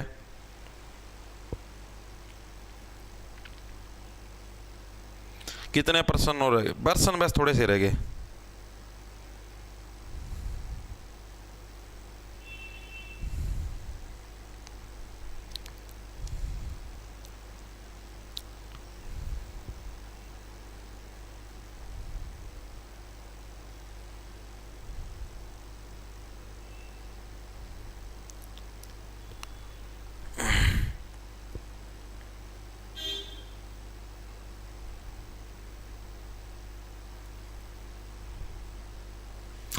चले भाई आगे, बस 2-3 पर्सन हो रहे हैं, बस पूरा हो जाएगा। तो पहला पोर्टेबल हॉस्पिटल में हमारा गुरुग्राम के अंदर क्या, देखो गुरुग्राम को साइबर सिटी भी बोलते हैं, बहुत ज्यादा विकसित शहरों के अंदर आता है।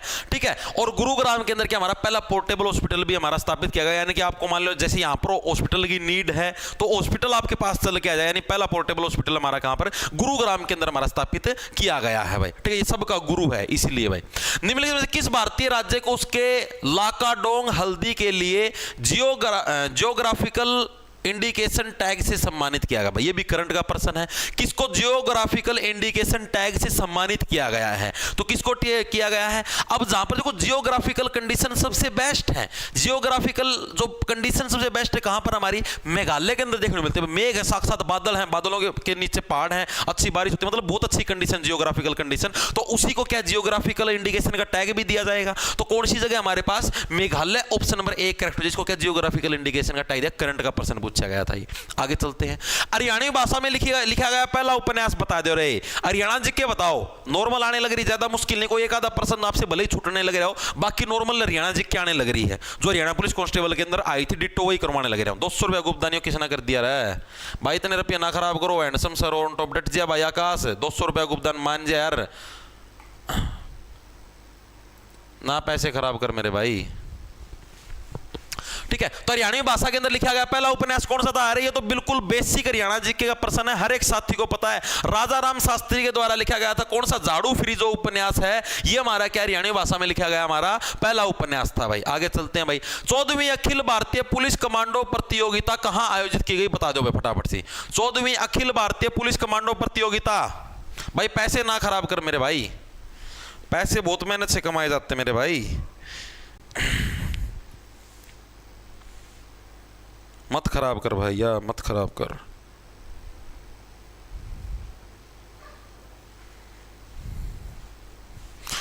बताओ भाई, 14वीं अखिल भारतीय पुलिस कहां पर सेलिब्रेट की गई थी? तो जो 14वीं अखिल भारतीय पुलिस कमांडो प्रतियोगिता है, ये हमारी कहां पर भाई?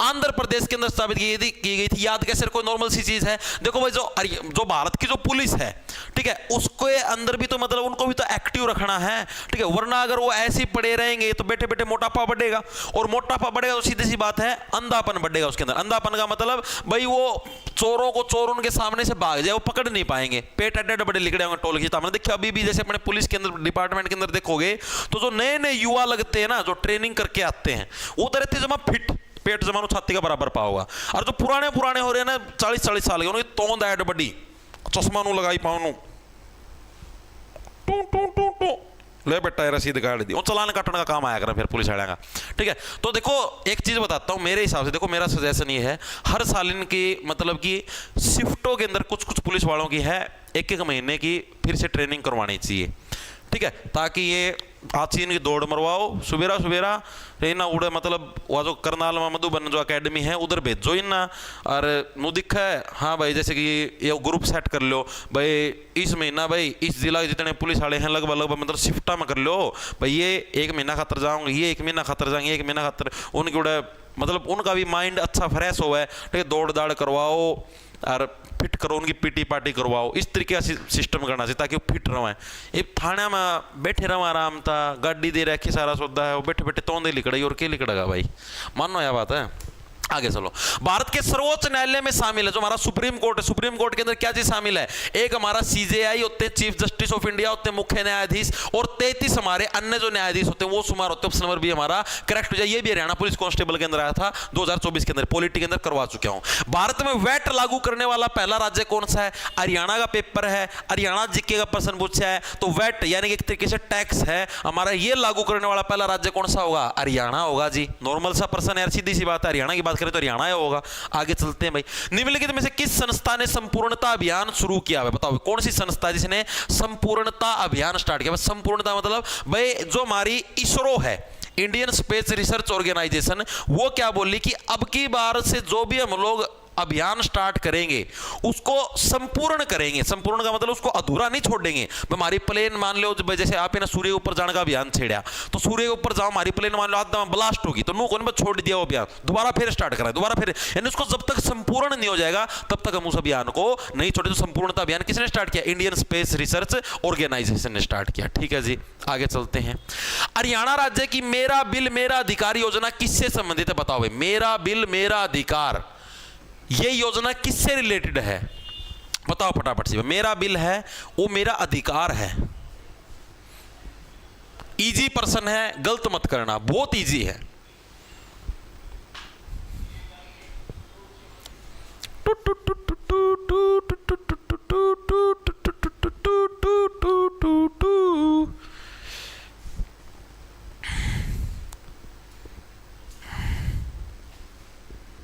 गुरुजी आशीष नेहरा कित का हमारे पास गाड़ा मारा हो भाई, आया किसी का? कुछ साथियों का ए आया है, मुझे पता था आप लोग ए ही छेड़ोगे। उपभोक्ता संरक्षण अधिनियम गलत है भाई। मेरा बिल मेरा अधिकार मतलब क्या है भाई? ये सरकार आपको किस चीज के लिए बोलने लग रही है भाई? आप जब भी दुकान पे जाओ तो आपका ये कर्तव्य है, आपकी ड्यूटी है कि आप उससे बिल मांगो कि भाई मेरे बिल दे इस चीज का। अब दुकानदार जब तक बिल नहीं देता ना तो वो उस चीज का सरकार को टैक्स नहीं देता, वो उसका जीएसटी बचा लेता है। ठीक है, अब जैसे मान लो कोई भी चीज दुकानें हैं, अब सरकार ने ऑनलाइन वाला सिस्टम क्यों स्टार्ट कर दिया? ताकि लोग टैक्स भर सकें, घपला ना कर पाए। अब सारी पेमेंट ऑनलाइन आएगी, सीधी बात। तो बैंक के अंदर सारा पता लगता है पैन कार्ड के द्वारा कि हाँ भाई सारी ऑनलाइन आई है तो इतना इसका जीएसटी बन गया, इतना इसका इनकम टैक्स बन गया। अब आप पेमेंट ही नकद ले लो तो नकद तो जीएसटी लागे कौन सकता? अगला ने बेरा कौन पट्टा के सौदा कितना रुपया में बेचा है, ठीक है ना, उसका बिल काटो, बिल नहीं कटा जब नो भी कौन मेरा पट्टा क्या का माल बेचे है ना। मान लो मैं दुकान कर रहा हूँ, ये मैं बिल काटूँ, मान लिया मैंने दिन में 100 बिल काटे हैं तो इसका मतलब मैंने 100 सामान बेचे हैं। कल ना कोई मेरा चेक करने भी आवे तो भी मैं दिखा दूँ मैंने 100 सामान बेचे, 100 सामान हिसाब था मैंने जीएसटी भर दिया। ठीक है, और बाय चांस मैं बिल ना काटूं, मान 10 सामान नए बिल मैंने नहीं काटे, मैंने 90 सामान नए बिल काटे हैं तो 10 सामान जीएसटी में बचा लूँ। वहाँ मुन्ना बेरा है कौन पट्टा है भाई, मैंने तो 90 का हिसाब था जीएसटी भर दिया, 10 रुपये मैंने बचा लिए। तो ये तो सिस्टम है। इसका मैं मतलब कि इसीलिए सरकार ने बोला है कि मेरा बिल मेरा अधिकार। भाई आप भारत के जागरूक नागरिक हो, आप बिल लो, ठीक है, दुकान पे जाओ और मतलब कि ये बोलो भाई हमें तो बिल दो, हमें तो बिल चाहिए, बिल बिना हम जावाएं को नहीं। ठीक है, नाम समान ले वहां, तो ये सिस्टम कराया है। तो वस्तु एवं सेवा कर जिसको बोलते हैं GST, goods and service tax. ठीक है, जीएसटी का जो उल्लेख हमें कौन से आर्टिकल के अंदर मिलता है?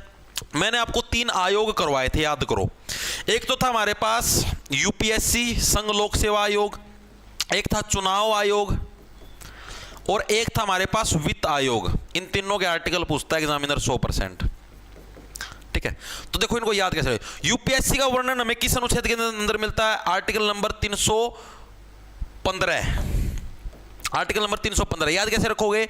यूपीएससी की तैयारी करनी है तो कमरे के अंदर बंद रहे, आर्टिकल नंबर 315 315 कमरे के अंदर बंद रहे। ठीक है, तो यानी अनुच्छेद नंबर 315 के अंदर यूपीएससी का वर्णन। चुनाव आयोग का वर्णन अनुच्छेद नंबर 324। याद कैसे रखोगे भाई? चुनाव को मतलब चुनना, चोबों को चुन चुन के दीवार में ठोक दो। ठीक है, तो 324 बनेगा चोबा 324। वित्त का मतलब होता है खजाना, पैसा।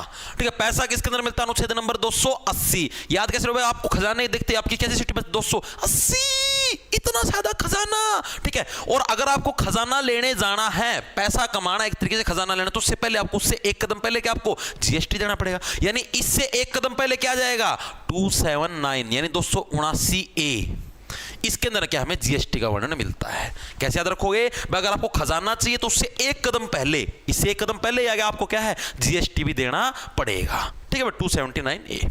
आगे चलते हैं। लास्ट प्रश्न हमारी आज की क्लास का, भारतीय संविधान के किस अनुच्छेद के अंतर्गत शिक्षा का अधिकार नहीं था? शिक्षा का अधिकार पॉलिटी का प्रश्न है। शिक्षा का अधिकार किसके अंदर आता है? अनुच्छेद नंबर 21A के अंदर क्या है हमारा? 6 से 14 वर्ष तक के बच्चों के लिए अनिवार्य और मुफ्त शिक्षा का प्रावधान। ठीक है, ये हमारा क्या है? जो हमारे मौलिक कर्तव्य थे, ठीक है, फंडामेंटल ड्यूटीज थी, उसके अंदर ये हमारा 11वें नंबर पर शामिल किया गया है। आर्टिकल नंबर 51A के अंदर भी वर्णन मिलता है। 11वें नंबर पर 51A का जो के पार्ट है रीजनिंग के हिसाब से 11वें नंबर पर, इसके अंदर भी यही चीज दे रखी है, मतलब सेम चीज ही मिलती है। 6 से 14 वर्ष तक के बच्चों के लिए अनिवार्य और मुफ्त शिक्षा। इसको शामिल कब किया गया था? 86वां संविधान संशोधन था, जो कि साल 2002 के अंदर हुआ था। इसके तहत हमने इसको शामिल किया था भाई। ठीक है, तो भाई ये हमारे प्रश्न थे, जो कि हरियाणा पुलिस कांस्टेबल का जो 47 प्रश्न मैंने आपको करवाए, जिसके अंदर हरियाणा जीके इंडिया जीके दोनों शुमार है। और हरियाणा पुलिस कांस्टेबल का जो पेपर हुआ था हमारा 25 अक्टूबर 2024, उसका मैंने आपको कंप्लीट एनालिसिस है वो करवा दिया है। ये प्रश्न आपके पेपर का मैं नुक के नु आए थे। ऑप्शन भी मैंने चेंज नहीं करे हैं। जो एचएसएससी ने आंसर की दी थी उसके हिसाब से मैंने धरती आंसर बताए हैं। डिट्टो नुक्का नु पेपर करवा दिया। अब तो हम अपना स्कोर कार्ड बता दो मेरे थी। ठीक है, 47 करवाएं, 46 करवाएं। एक सेकंड रुकियो, एक पेज अभी गए रहे थे ना, 46 करवाए मैं। 46 का मतलब अपना स्कोर कार्ड बताया, तारा कितने कितने नंबर आए हैं फटाफट बताओ फटाफट सी। अब एक बार के लिए एक तो मेरे को ये चीज बताओ कि आपको चीजें समझ में आई या नहीं आई। दूसरी चीज, जिसको भी भाई हरियाणा जीके पूरी करनी है, Haryana GK India GK topic wise भी करनी है। हरियाणा जीके की टॉपिक वाइज की 51 क्लास है। ठीक है, डिस्ट्रिक्ट वाइज भी सारी करवा दी है। टोटल 23 क्लास है। डिस्ट्रिक्ट 22 है, लेकिन एक क्लास है रोहतक वाली, 2 क्लास करवाई थी, तो 23 क्लास बन रही है। ठीक है, ये आपको प्लस आपको एंडिटन नोट्स मिलेंगे हरियाणा जीके के और हिंदी के भाई। ये सारी की सारी फैसिलिटी आपको कहां पर मिलेगी? अपना बैच मिलेगा आपको जॉब्स टारगेट के नाम से, अपना ऐप मिलेगा प्ले स्टोर पर। उधर आप कोर्स के सेक्शन के अंदर जाओगे, उधर आपको बैच मिलेगा, एक तो सीईटी का कंप्लीट बैच, एक ओनली हरियाणा जीके का। चॉइस आपकी कौन सा लेना है। ठीक है, दोनों की वैलिडिटी आपकी 1 साल की होगी, यानी आपका जो मेंस होगा मेंस के अंदर भी काम आएगा। ठीक है, जो सीईटी वाला है इसके अंदर आपको मेंटरशिप मिलती है, डेली सुबह टारगेट डलते हैं, आज आपको क्या पढ़ना क्या चीजें नहीं पढ़नी, प्रैक्टिस कहां से करनी है। प्रैक्टिस सीट मिलती है मैथ रीजनिंग की, आप उसका प्रिंट निकलवा के सवाल कर सकते हो। प्रैक्टिस करने के सारे एसएससी 2023-24 के प्रश्न है उसके अंदर। ठीक है, इसके अलावा आपको मॉक टेस्ट सीरीज भी इसी बैच के साथ फ्री मिलती है। अगर बैच ले तो इसके साथ मॉक टेस्ट सीरीज फ्री, और अलग से अगर मॉक टेस्ट देके देखने हैं तो अलग से भी मॉक टेस्ट सीरीज है। चॉइस आपकी बैच ले तो बैच के साथ आपको फ्री मिलेगी। ठीक है, हिंदी होगी, सारी क्लास इसी बैच के अंदर है। तो चॉइस आपकी, आपको करना क्या, अभी समय है आप लोगों के पास, तो जो साथी लेना चाहे ले सकता है। सभी को राम राम, धन्यवाद। और क्लास कैसी लगी कमेंट करके जरूर बता देना सभी साथी। आपको मजा आया नहीं आया, इस तरीके से अभी हम जैसे कल कोई सा और पेपर उठा लिया प्रीवियस ईयर का, मतलब जो भी रिसेंटली हुए उन्हीं पेपरों के सॉल्यूशन करवाऊंगा आपको। ठीक है भाई, लांडा ले लो, खेच जाओ फटाफट भाई।